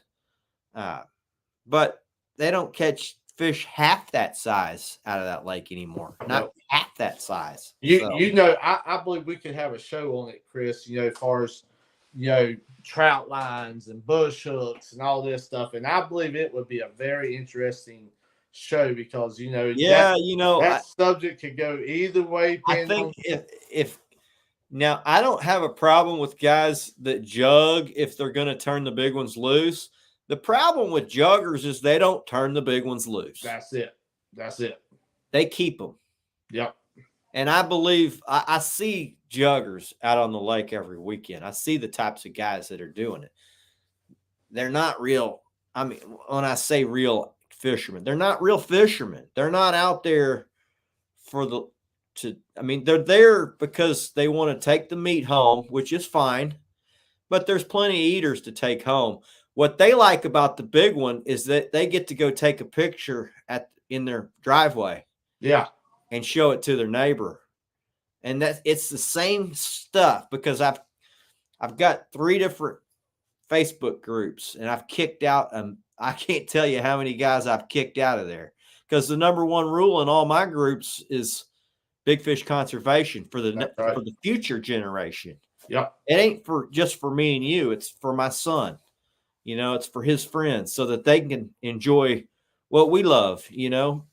So yeah, I believe that's the show, man, that, you know, like I've always, you know, the set hooks, you know, even during the day, you go out there, man, I see them all the time. Set hooks sitting there just going up and down, you know, not the proper markings. I mean, all that stuff's out the window. You roll up there, you cut the line, you try to let the catfish go, you know, it's ridiculous. I mean, you see it constantly, and it just, I don't know, man. It just kind of gets to me. That's one of the only things that I don't find fun about fishing is when I see that. Just chaps my hide. Oh. Yep. And I can probably guarantee you 99% of our chat probably feels the same way, man. You know, all my friends are pro big fish. I mean, every angler that I know is pro big fish. Yep. It's the majority of anglers. That it's not like there's more guys keeping it. The problem is a few guys can destroy a whole fishery. Yeah. And for instance, Lake Tawakoni, it had some guys that run trot lines. And the problem with Tawakoni and trot lining is there's a ton of timber. And those guys can run those timber lines with long strings, with big live baits, and you can hammer giant fish. Yeah. And they keep them all. And even though there's regulations, they still post these pictures with 5 fish over 40 pounds hanging. Yeah. And they say, oh, well, I got my buddies with me. So we all get to keep one over 30 inches. So technically they're legal, but they got 5 fish that are up to the window on their truck. And you got all these guys that are like, man, that's ridiculous. And they'll say something like, well, I've been doing this for 25 years out of this lake. I keep over 100 fish over 40 pounds out of the lake every year, just me. So one guy keeping 140s, 40 plus pounders, you know, and he's like, and I got 3 other buddies that do the same thing. So, and here we are. There's no more big fish. I mean, there's a few. Yeah. You know, there's a few. You get lucky, but you're not going to go catch them frequently. Yeah. You know, I've always said though, I mean, what's that? What do you get out of that? I mean, you know, when we hook into a big fish on a rod and reel, you know, you're sitting there, you're fighting. You know, that's one-on-one, having a good time. You know, you get the fish to the boat, you take your picture, you know, you release it. I mean, safely swim off and stuff. I get more enjoyment out of that than I do sitting there. I do too. I always, you know, you see all our videos. My son names them. Yep. Hey, son, what do you want to call this one? Bob. Okay, Bob. We'll see you in 5 years, Bob, when you're a record. That's it. You know, there's something cool about watching them swim off. Yep. Knowing that somebody else is going to catch it. And what I like is when I catch one that's missing an eyeball, who's 50 pounds. And I'm like, okay, well, you know that now when you catch a big fish, you don't hook them in the eyeball. So that fish was hooked when it was 10 pounds, maybe 15 bit tops, and it hooked up through the eyeball and he lost his eye. And he grew up since he was 10 or 15 pounds into a 50 pounder and you caught him. So somebody turned that fish loose when they caught him when he was much, much smaller. Because you don't hook a big fish in the eyeball. I mean, you just don't. You get them in the tooth patch. But so I give people props that do that, and I do stand up for big fish, even though it pisses people off. And for whatever reason, some guys that keep them say, "Oh, who am I to say someone can't feed their family?" I'm like, you can feed your family with eaters. They're real easy to catch. Big fish aren't. I feel that show would be one of the you know, best shows. I mean, because you're gonna have so many people sitting there. Everybody else has got different agendas and stuff, but you know, I feel that topic would be a heck of a show topic. I really caught a 30-pound flathead with 3 feet of trot line hanging out of its gills last year. And we caught 2 trips ago. We caught one with a jug line with a stainless hook, rotten hole in the fish's mouth. I got it in the boat. The hook just fell out. I didn't unhook it. It just fell out. It had a piece of cord. And that's the 3rd one like that I've caught out of that lake this year with a jug. You know, I figured it's a jug line that they swim off. They go up into the shallows and they rub that thing off. But the hook was in there, had a rotten hole, like you know, flesh rot around that thing. And eventually it would probably just fall out. But juggers, they also use stainless hooks because they don't want to have to replace hooks. Yeah.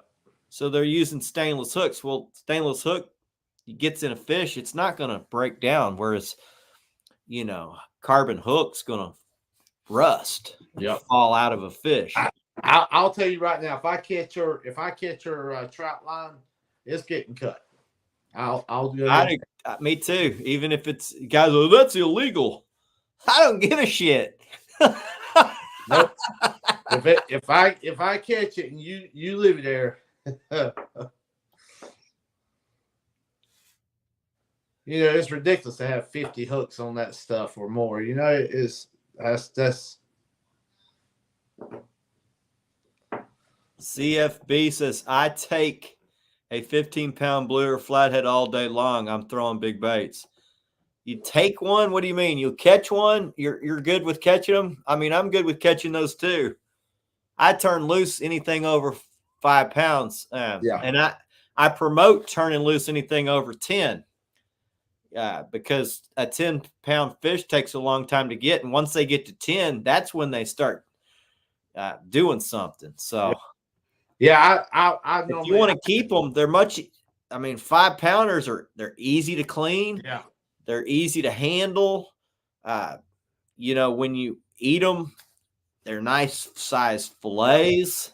and they taste a lot better that size. I mean, anything 5 and down is fine. Now, myself personally, I haven't kept one in probably over 5 years now, 4 or 5 years since the last time I've even kept one.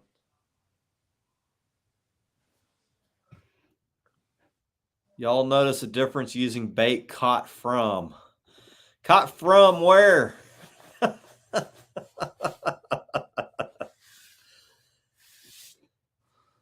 Yeah, when I want fresh fish, I just go catch them. You know, for me, but I mean, I get it. It's some guys, it's harder for them to catch fish, but the lake is chuck full of 5-pound fish. Yeah, plentiful. It's not chuck full of 10-pound fish. There's times where 10-pounders aren't easy to catch, but there's a gazillion 5-pounders. 15-pounders aren't even prolific, except maybe in the winter when they're all grouped up. They're easy, you know, there's a bunch of them. But I just think, you know, a 10-pound fish, some of those fish are 10 years old. Just put you know, 5-pound fishes. Just go get one of them and eat catch a couple of them. You know, if you're catching a 10 or 15 pounder, you've probably caught some eaters too. So just keep those. Yeah. You know, when I was younger, I'd done some crazy things. I'll be the first to admit. But the older I got, the more I learned about the conservation and stuff. The more, you know, I learned about it and started doing the right way. Justin Cox says, you notice a difference using bait caught from same lake as opposed to getting bait from different lakes? Seen a difference, even same species of bait. Yeah, I've heard guys say that, but I travel fish every weekend, and I always bring my bait. I've never seen any issue with me not catching. I mean, we catch fish every trip. Now, Chris, I will say, as far as this, you know, say if I was going to Santee, I catch perch, and then I would say we're going to a lake up in North Carolina. I myself personally, I'm not going to take the perch out of Santee and go up to North Carolina and use it there. That, you know, I've done that because you know, that's just my preference. I'm gonna catch what's in that lake and use it. You know, I understand what guys are saying. Yeah. I'm telling you guys, from my personal experience of travel fishing every week, you see what fish we catch. The fish love the fish that I'm bringing to that lake. I never travel fish without catching my bait first. And I'm traveling 60, 70, 80, 100 miles to these lakes and smashing them every weekend. So I understand what you guys are saying. You want to catch the fish out of the, but the fish don't care. Not the ones I'm catching. They don't care at all. I mean, and they don't care on my fisheries. And two, you got to look at too. If you're fishing a lake that might be not having a power plant or something on it, the water's not as hot, and then you bring a fish from a colder water, you know, and bring it to that lake, and it's hotter, you're gonna have problems. That fish, I don't fish power plant lakes, so that might be something different. But I do go fish Lake Texoma. I bring bait from here. I go fish Lake Lavon. I bring bait from here. I fish Lake Tawakoni. I bring bait from here. And if I'm not bringing it from here, one of my buddies is bringing it from one of their lakes. And I will never travel fish without bringing bait, because I like to get there and immediately start hammering fish. I don't want to have to look for bait for 2 or 3 hours. Yeah. And that's the reason I started doing it. I know some guys are like, oh, the chemistry of the water is different, or Maybe, but the fish that I'm catching, they love them. So I don't fish live bait. I cut my bait up. It's bloody and cut. Uh, Yeah. Now, I get guys want to use live bait, but I'll give you an instance on what we caught. Well, our last 3 trips. Last trip, we caught 650 pounds of big blues. Smallest fish went 18 pounds. Biggest fish went 52. Trip before that, we caught 15 fish over 20. Smallest fish was 20 pounds. Biggest fish went 64. Trip before that, we caught 18 fish over 20 pounds. Biggest fish went 54 pounds. All caught from dead bait that we brought from another lake that was 2-day-old bait. So would we have done better if we'd have caught bait there that morning? I'd say no. I don't think it would have made a bit of difference. Would we have caught more fish if it was alive? I don't know anybody on the lake that outfished us. I don't know. None of my guide buddies outfished us. So all I can say is it works for us. If you're confident in what you're doing and you want to use live bait for blue cats, then do it. But I'm going to tell you, from my experiences, it's really not necessary. They will eat dead bait. Now I drag. Maybe a live bait sitting on anchor works better, but dragging a dead bait that looks injured is, that's my whole game. That's my wheelhouse. That's my whole game. And myself, being from the river now, I'm going to have both.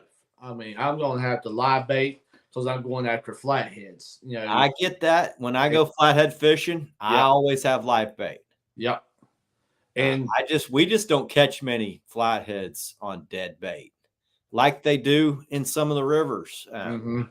Yeah, and I'm gonna tell you, here within the last few years, as far as live bluegill, we catch a lot of blues off of them. I mean, we really do catch a lot of nice blues off of live bluegill. And people say, "Man, well, that's kind of weird," but it's not. I mean, we do it all the time.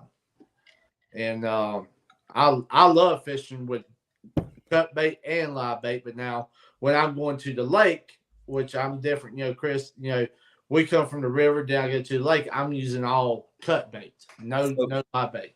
Justin, when I go to Texoma, I generally use striper. Now, when I go up there, my buddy gets it for me. My 2 guide buddies. I'll ask one of them to get me. I call it striped shad. And that's all we use. And those are 2 of the best anglers on the lake. And that's pretty much all they use. So when I'm fishing up there, I'm using striped shad. It's legal. They catch them on their guide trips the day before. I go pick it up on my way up there, and we freaking smash them on it. They love that stuff. So you might try that. It works. Yeah, definitely keep the water off of them. That's for sure. Yeah, that's one thing I don't. I will not use ice on the bait. Keep it all separate. I don't mix species in the same bag. Although my buddies that bring me bait do. They're like, "Here's your bait." I'm like, it's got all this different stuff mixed in it. It still catches fish.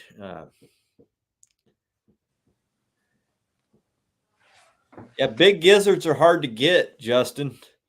Yeah, striper are easy. That's one of the. That's not the main reason that the guys are using it. They're using it because it's freaking the best bait. I mean, up there,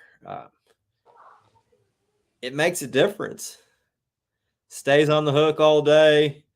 The big fish follow striper around like puppy dogs. If Yeah. you're not around the striper, you're not on the fish very good up at Texoma. So, Man, I tell you what, we've had a lot of good comments tonight, Bubba. we got rolling. We got off track like we always do. Hey, that's We why got we a little pissed off about conservation, but hey, that's why we don't have it. That's why when you tune in, you never know what you're gonna get. We're gonna probably be on the grid for a little while, then we're gonna go off the grid. You're gonna hear about it all. You never know. That's why we get emotional about what we love, you know. That's it. That's it. And I could tell chat really loves, talking about, conservation, talking about the bait, man, talking about the freshness. That's that I love. Conservation, there's not much that gets me. Yeah. I can get my blood boiling, man, because some of our best fisheries have been wrecked by these guys. So yeah, you're right, man. yeah, Justin, you know what's cool up there is my buddy introduced me to the thumper, and he's like, check this out, Chris. And some of my guide buddies, they all rave about him, and my other ones are like, can't stand it listening to that freaking thumper going. It's just aggravating, and they do well without one. But yeah, my buddy's like, watch this. We turn this thumper on. He's like, look at the graph. There's like 5 fish under the boat right now.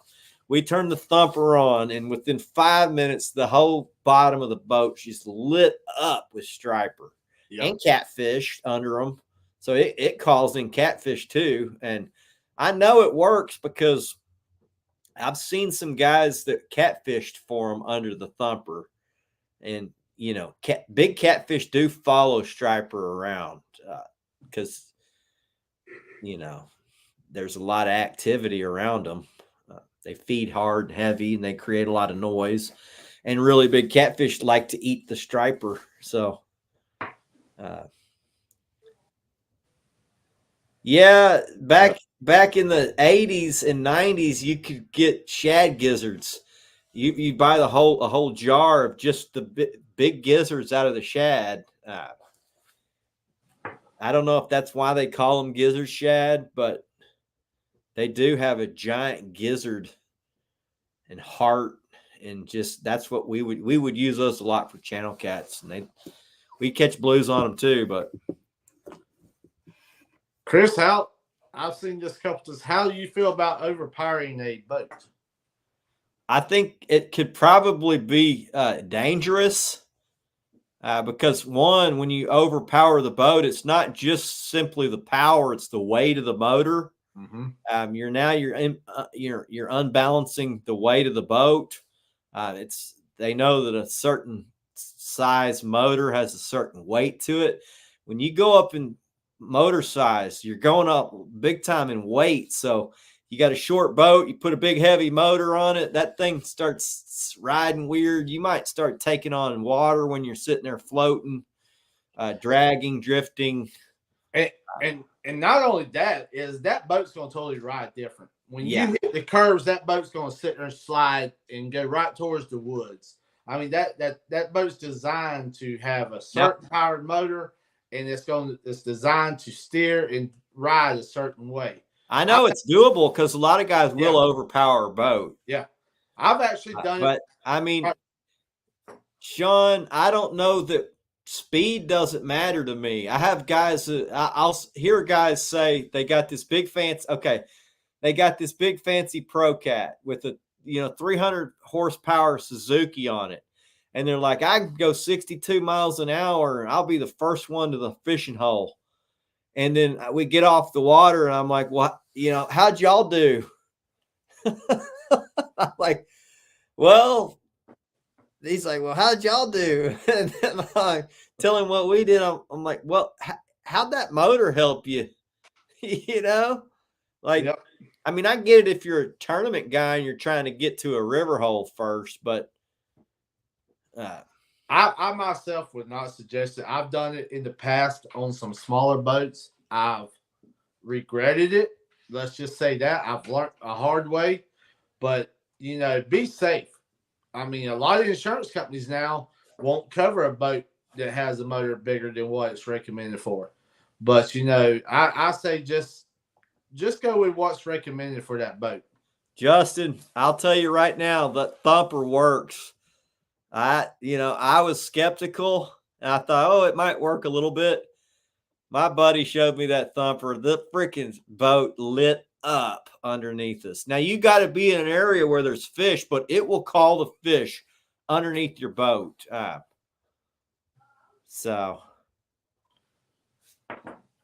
Yeah, Paul, I heard today on Belton guys were hammering them in 3 feet. So,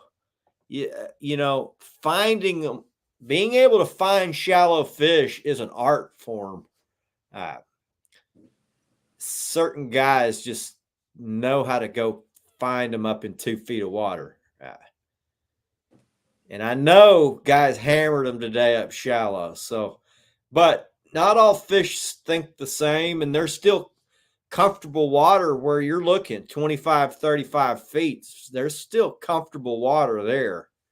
So, not like they all follow the same program. I bet I could go out right now and catch fish in 30 feet. I'd be on structure. I would be looking for sand bass that are around them, something that's going to be drawing fish to them, because I don't think they're going to be scattered out on a 35-foot flat and be real heavily like concentrated where it would be just really good fishing. But I think if you found a piece of structure in that depth, you could probably do well.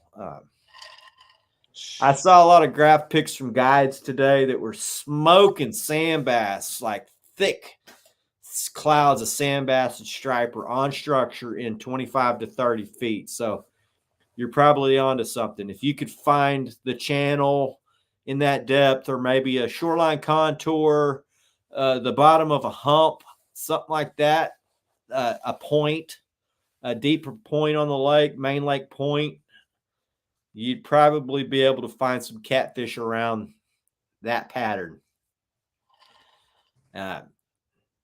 But there's going to be multiple patterns. There's going to be a shallow pattern started. I imagine probably the last few days there's probably been one. Well, Chris, what's your plans for this weekend, Bob? I'm going to fish Sunday. We got a front hitting Sunday. Big wind, 20-mile-an-hour north front. I don't expect to do well. I'm going to fish structure. I'm not going to try to anchor in 20-mile-an-hour wind. That's beating. Yep. I'm going to look for some fish on structure. And I'm going to hope that I can get a couple of good ones. I don't expect to hammer big fish after big fish, but I think that if I can locate some on structure, I can probably get a couple of them to bite. Well, I believe if you use certain tools that you have in your arsonist, I believe you're probably going to see some difference in that structure. I'm not going to say no more, but I think you'll be surprised. Yeah. So I'm gonna look hard for big fish on mid-depth structure. All these guys are shallow right now. Today, most guys went shallow that I know and did well. Yeah. I want to go against the grain. So yeah, I want to show that you don't have to go do what the old school way of doing it is. I'm going to go find the sand bass and I'm going to fish that pattern. And I truly believe the big fish will stay with those sand bass and forgo that 2-foot shallow, comfortable water if they got these big ass sand bass to feed on. Well, I believe this weekend, if you find them, which I know you will, using the certain thing that let's just say I sent you, the people with CLW will be looking forward to something that I believe they are going to be proud of using here shortly. So Matt said he thought the front started Saturday. Dang must have changed again. Saturday's pre-front, south wind, and rain. So the the front is going to be colliding with the warm air. And I guess you could call it the day the front hits, but it's still south wind. It's the day the rain hits. The next day is what I call the front. It's when the wind changes, starts blowing out of the north. Usually fishing's tough on the day the front hits. Pre-front, when that rain's happening and the wind's still out of the south, tends to be better. But I got games to go to for my son. I got to go to those, so that takes precedence over my fishing. Yeah. Preference on fish finders. I'm a Humminbird guy, so yeah. my installer today said, "Man, we got to get you a new graph." I'm like, "Why? I got all these guys with these brand new graphs that are coming to me saying, "Can you make my brand new graph look like yours?" Which means there ain't nothing My wrong Helix with it. 12 is 8 years old. So I'm like, right now, my Helix 12's doing exactly what I need it to do. That's it. It's dialed in. I know exactly what I'm looking at.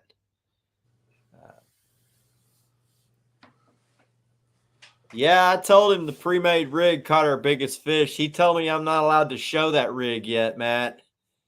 So Matt fished with me last weekend. Jamie's got a new rig out that we tested, and we caught our biggest fish on the rig. Yeah, that's the one I was talking about, especially when you get around the structure and stuff. I think you're gonna be very pleased even more. It was designed around a lot of structure and stuff, so I believe if everything works out, there's going to be something else coming to CLW to be released real soon. So we're just going to give it a couple more times and get some pictures to prove and show everything and see where it goes. Matt, I also told him we caught a shit ton of fish on that teaser rig. So, I don't know if it was the fillet or the teaser, but we're going to develop that rig too, because on certain days, man, I catch a bunch of fish off that rig. I've never seen another catfish rig like it. So, I know when it drops, guys are going to laugh at it, but hell, I don't care. I believe you have two rigs that's being proven pretty good right now, Chris. And I believe when they drop, they're going to be, if people give them a chance, they're going to see a difference. I know there's been a lot more interest in the double hook rig, and I know Bob Mann's got a double hook rig, but that ain't the rig I use. I use my rigs for big baits, not for running two baits on one rig. I use a double hook rig for big baits. I know Matt uses a similar type of rig, and there's some of our old school Texas guys used that Stinger rig, and I know Jamie's got a Stinger rig that he's. Yeah. I think he kind of modeled it after that rig I use called the Go Big or Go Home rig. But I've had more interest in that rig, I guess, because guys see what we do with it, and how productive it can be. We're really going to innovate a couple of stuff, so everybody stand by. We're going to change the game again. So guys that fish with me, like for instance, Matt fished with me. Hell, I use 3 or 4 different rigs, and guys like, why all your rigs are different? And that's why right there is because, that day we caught probably, I don't know how many, probably a third of our fish come off that one teaser rig out of a bunch of fish we caught. They all wanted this certain rig. Now, it was also running a long strip fillet. Maybe it was the fillet they wanted, or maybe it was the rig. I don't know what makes them want to hit a certain one that day, but you guys know that catch a bunch of big fish know that usually it's one rig that that's catching them all, or one specific type of piece of bait that's catching them all. Now, before this trip, we were catching all our best fish off giant baits. This week, I shrunk them up. We were using whole baits that were, I don't know, about the size of my hand, right, Matt? We were using what I don't call big baits. That's a large bait, but not for us. It's a smaller bait for us, but that's what we were catching them on. That's what they wanted. So, and I just experiment when I put them out, guys. So I put my biggest ones on the outside. I downsize everything as I go on the inside, and throughout the day, we may switch some more to the ones that they're wanting. So, Gonna get excited. it's way I fish at this point is a science. The only thing that changes is my rig. My rigs slightly change each year. I'll add a little something, change a little something, stop doing one little thing, maybe add another little thing. Just trying to tinker and get better. And what you see right now is a lot of everybody kind of following in the footsteps of each other. So sometimes, you kind of got to veer off, which, we like trying to be different here ourselves. So I feel that sometimes you got to try new stuff. You got to veer off that path. Yeah, see some of these guys that put a lot of stuff on theirs, and they're like, yeah, this is the new rig. I'm like, shit, we've been doing it like that in Texas for 15 years. Mm-hmm. I mean, that ain't new. That's what we've been doing here for a long time. I mean, Texas is just not a popular catfish type place, or there's not a lot of guys on social media from Texas. But, man, we've been using rattles in Texas forever. Yeah. We've been using double hook rigs forever. Ever since I could ever remember. The guys I learned from that are old timers all used a double hook rig. Yeah. And it's just, I can tell you from what Chris has, what we have, you're going to find all of it here. We're going to have a rig for everything pretty much that you want. I mean, we've got rigs with all the bells and whistles. We've got rigs that, got the rattles on. We've got rigs that's just plain Jane. So yeah, I think on a certain day, plain Jane will catch them. Yeah. But on a certain day, they want one that's got some flash to it. Yeah. One that's making more noise. One that's making less noise. And you could tell that by some of the stuff. You got some loud rattles. You got the softer rattles. It's not as loud. I mean, certain days, we've said it before, you're going to catch them off the ones that's not as loud. Some days you're going to catch them off the ones that's loud. So the best thing to do is have all of them with you and have rods set up different ways. And, that's how you just come in to find out which one's working the best. Well, Matt, for my biggest fish, I'm going to go ahead and tell you it's the stinger rig. It's going to be a rattle rig, stinger rig.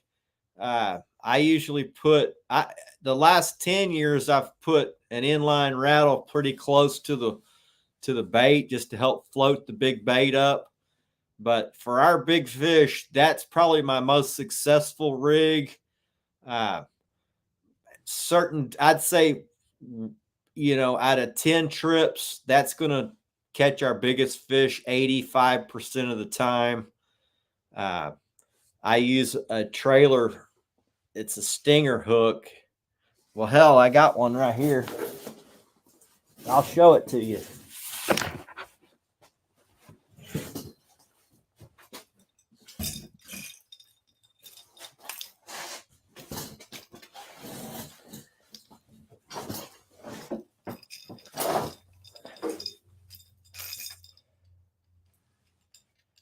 And I've actually started, I have not shown anyone this, but I've started doing a little modification to my stinger hook.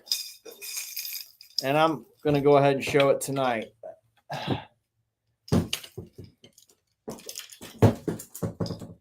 So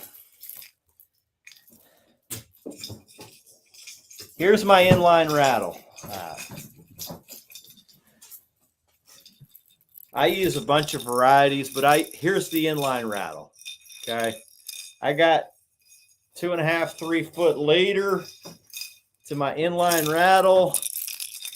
I've got some more inline rattles these are Rattle Daddies from Carolina Lake Weights. Then I go with a 10-aught. This is an Action Jackson hook.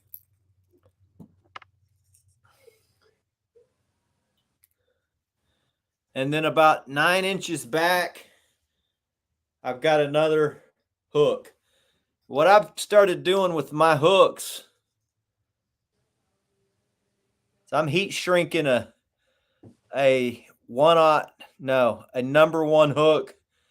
This one's a little miniature circle hook backwards, and that just allows me to keep my bait straight. So this is for an entire bait. This is for a 10-inch bait. So I've got this hook right here goes in the nose. This hook right here goes in the tail, and this is fully exposed out the back like that. This is my most successful rig for big fish. And I would say by a long shot. This outproduces a single hook rig with a chunk or just a head or anything like that by a long shot for us. My theory is this is an entire bait. Fish thinks this is an injured bait that's going by. There's a little bit of rattle to it, which sounds like he's, moving. And that's it, man. That's my favorite rig. For my single hook rigs, I'll show you one of those. We caught a lot of fish on the single hook rig. I'm not going to show you the teaser rig because Jamie's going to develop that. It's well tested, I can tell you. I've been running it for 3 years. I've not shown it to anyone other than people that have come on my boat.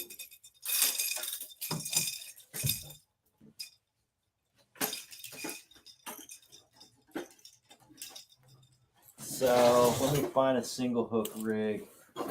Better hide that. That's Jamie's rig over there.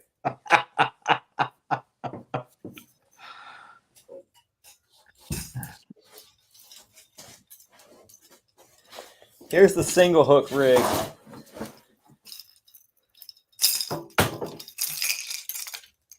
I'm gonna hide that too. Can't be showing that either. I still got some secrets that I don't let out of the bag, but this is the basic rig. So it's got a rattle.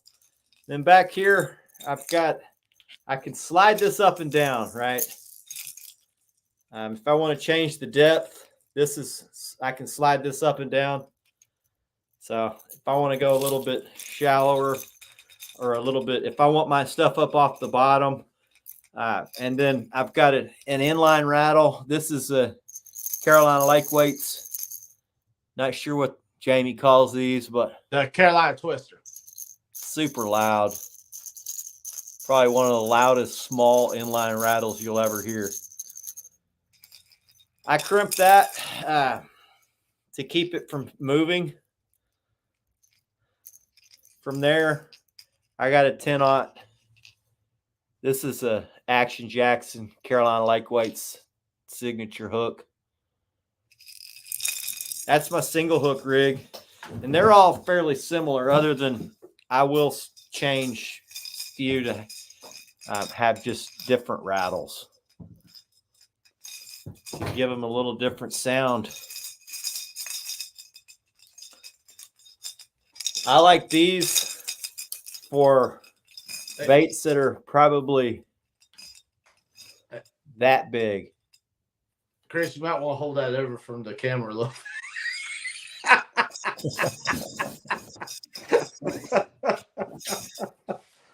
Oh man.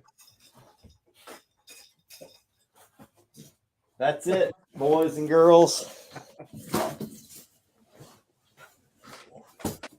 That Carolina twist or something else, ain't it, brother? Yeah, those work great, man. We have some days that's the only one they want. So I believe it has to be the certain sound that they key in on that day. Because I brought tons of fish to the boat that have only had the rattle in their mouth. They didn't even hit the bait. They went after the rattle. You know, it's almost like if you're sitting there swimming, you hear a boat coming by. You hear that prop spinning in the water as it comes by. It gives off that weird sound. It's the same way with some of these rattles. When they coming through, it gives off that weird sound, and the fish key in on it. So it's just like a boat prop. If you put your ears underwater, you hear that zzz.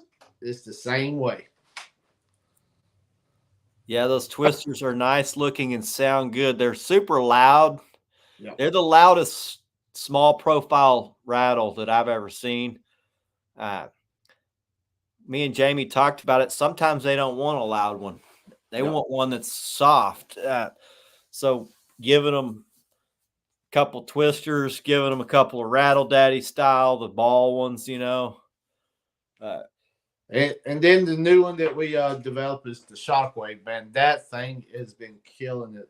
You know, having to do away with your 3-inch peg float, you don't need that no more. You're sitting there, you got your float, your rattle, your spinner, everything all in one. And it's riding just like this. So I had one of those. I lost it. I don't know what happened to that one. So we'll have to get you some more out there, brother. I got some more of those. What are the ones that look like a rocket? That is the stunner. That's a couple of those. I need to rig those up. Yeah, that's the stunner. And then, like I said, the Shockwaves, we'll get you some more out there for sure. Some of those, the thing about Jamie's is they twist, which is different than any of the other ones on the market. So if you're in current, they're going to make noise just even on anchor. If you're dragging, they're moving, you're going to have a little noise, even if you're not in a rough bot, you know, if you're on a mud flat or whatever, they'll still make noise. And we build them for a certain sound. You know, we do certain things to them to give them a unique sound. So a lot of testing with these things, they've been proven. So Matt, the Shockwave is just a rattle.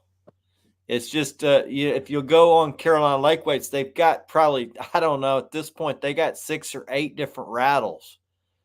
And you know, I think putting a variety of them on helps, because certain days they really want one. Now, if you didn't have that one on, would they go over there to the next one and hit it? It's possible. I do know, though, that on a certain day, they really key in on one of them.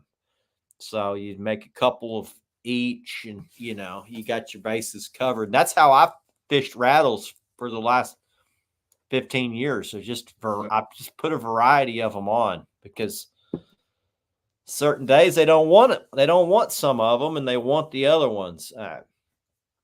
I don't believe on certain days. I don't believe it matters. They'll hit anything, even one without a rattle. But on certain days, they prefer a certain one. So it's really your tough fishing days. You know it's going to be tough. It's when it helps to have those on there for sure. It's really going to help, you know, change that around. Well, you know, Sunday it was 0 wind. Conditions were very tough. We had an epic day, but most of the guys I talked to took a beating and said, fish are in the mud, 0 wind. It was terrible. How'd you do? And I was like, damn, I didn't even want to tell them, because I knew it's going to make them feel bad. You know, I'm like, well, we caught 25 over 20, 650 pounds. They're like, what? It's like our fish were covered in mud too. But, you know, what I did is I pulled the rattle down so that my bait's now not riding up here. It's, you know, it's riding back down here, you know, closer to the bottom where the fish are. And that makes all the difference. So And guys, I'm gonna tell you, we got that new rig out that's got the stunner on it now, and I'll tell you, it's been moving quick. So yeah, if you just want to try some, go get some. Carolina Lakeweights usually has most of them rigged up. They're all, it's a variety of the rigs, and they all catch fish just on a certain day. One of them usually is going to outproduce the other, and if it says sold out, give it a day or so. We're gonna have them right back on there. If not, shoot me a message on Facebook. We'll get it taken care of for you, because I'm gonna tell you, they sell out fast. They really do. So we can put them on and they'll be gone the next day. I think right now we're running real low on all of it. So we're trying to build them as fast as we can. That's a good problem to have. So I'm glad y'all are having that problem. So yes. Yep. They're reasonably priced. Carolina Lakeweights is generally under most everybody else on most of the stuff. Some of it, it's not going to be the same price as just a peg float rig from somebody else, but it's got a rattle rig. It's going to probably be less than most places. Yep. And depending on what style you want, they probably have every style. And you're going to find rattles, man, that is going to blow your mind at the price that we have on some 5-packs right now. That's the price that's going to stay for a long time. So, yeah, show them. You got any of those around? They're actually out in the shop right now. Oh, man. I'm inside. So, I can tell you, if you go to www.carolinalakeweights.com, check it out. You're going to be pleased with some of the prices. I promise you. So, we got a lot of stuff coming. You never know what's coming. Keep a close eye on Facebook. Go to the group page. Keep a close eye on it. We're working on some new stuff, and Chris will tell you, if we release it, it's going to work. I can tell you, the rig I tested last weekend caught our biggest fish. Now, I told my buddy, I'm like, you can't argue with that. He's like, looky there. I'm not going to.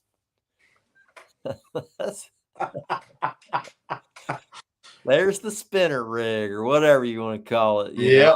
Holy cow.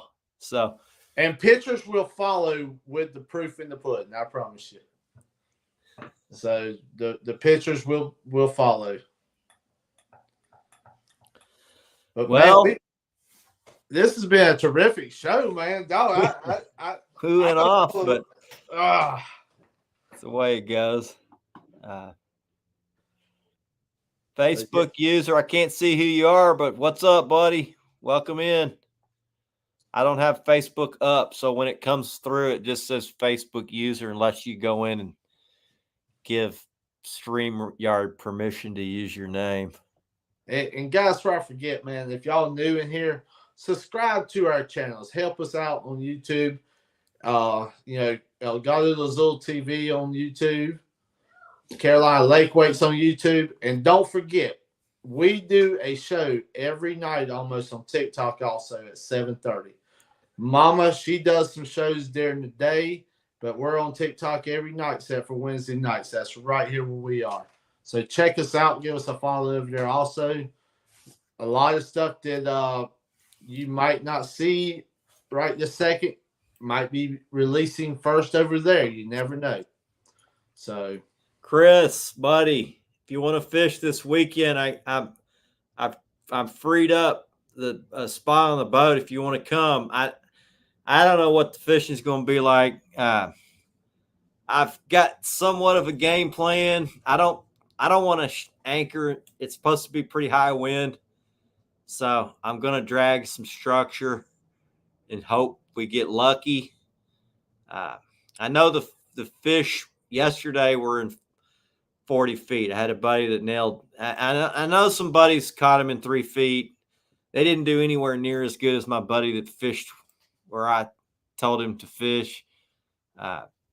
He got a 50, some 40s, some 30s.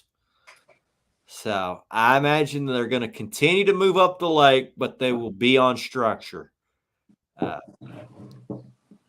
could be wrong, but if you want to go with me, man, I'm going to go hit it up. I should already have bait, so all we can do is go looky and see. Winds out of the north, front's hitting. It's going to be Sunday. It's supposed to rain Saturday, so it's going to be. We'll go look mid depth structure on the north end of the lake. If they're not there, I'm gonna have a plan B to go fish the mouth of a creek. I just don't do that on this fishery, but we wind our way up in there. But wife is flying in tomorrow. Okay, buddy. Well, we're gonna give them hell. Man, well, brother, I've enjoyed it, man. I really have. We've had a heck of a crowd, and everybody out there, man, it's been wonderful. Chris, they dropped my son's soccer schedule, and he's got games Saturday and Sunday next weekend. I think I'm screwed. So we're gonna fish this Sunday. I'm gonna fish hard because I need to make sure I can find a pattern. I think Matt Knight's coming in town and will fish with me Wednesday. I'd hate to get my ass kicked with him on the boat. So need to go find something.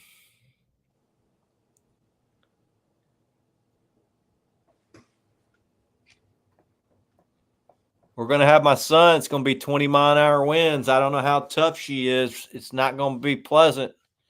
Going to be rough. It's going to be sketchy. Going to be real cat fisherman type fishing weather.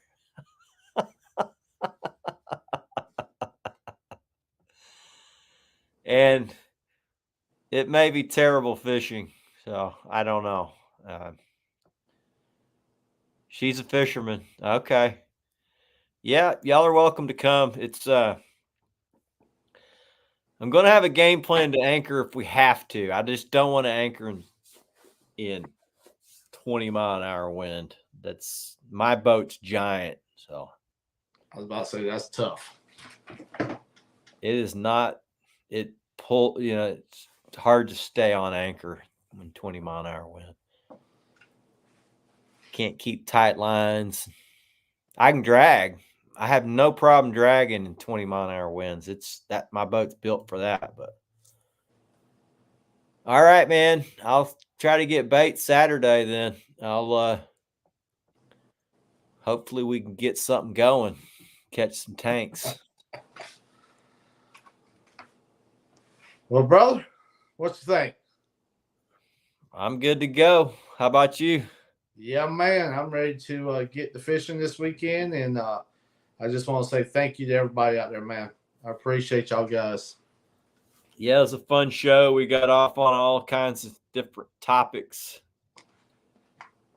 That's what we do. We'll have a show just on rattles, but hell, it looks like we covered it. But I have been reading into some of the science behind it, and it'd probably be a pretty good show to go into why rattles are so effective, because so many guys say rattles are just to catch the fishermen. Well, that's scientifically proven wrong. I believe that would be one. Catfish, their most sensitive and most highly used sense is actually sound. Yep. They use sound more than anything. So, but that's for another show. We're going to look for some guests to come on. I prefer talking about ideas rather than talking about people. But Facebook user says I'm a rattleaholic. Yeah, me too. Well, you're definitely in the right neighborhood, my friend. We love them. But if there's something you guys want us to try to touch on, or are interested in anybody else coming on and talking about it, let me know. We'll try to get them on. We'll try to hit that topic. I know spring's right around the corner. I'm sure we'll do an episode on spring fishing and what to look for and all that too. But Yeah, and it's almost time to start cranking up on some flatheads when that starts hitting here real soon. So we're looking forward to that. Yeah, buddy. Crimping rigs versus tying. You know I love crimping. I've been crimping almost a year and a half now. Yep. Love it. Love it. Yep. Every rig we have is a crimp rig. And not one crimp, but double crimped. I can tell you, since I've been crimping, I have not had a single one fail. Not one rig has broke it to crimp. So, all right, guys, we appreciate it. If y'all haven't hit that thumbs up, hit it on the way out. Give us a thumbs up. It helps. So, appreciate everybody stopping in, spending some time with us. Had a great time with my boy Jamie flapping our catfish gums. And we'll see you next week. Tight lines. God bless. Azul out. Later, y'all.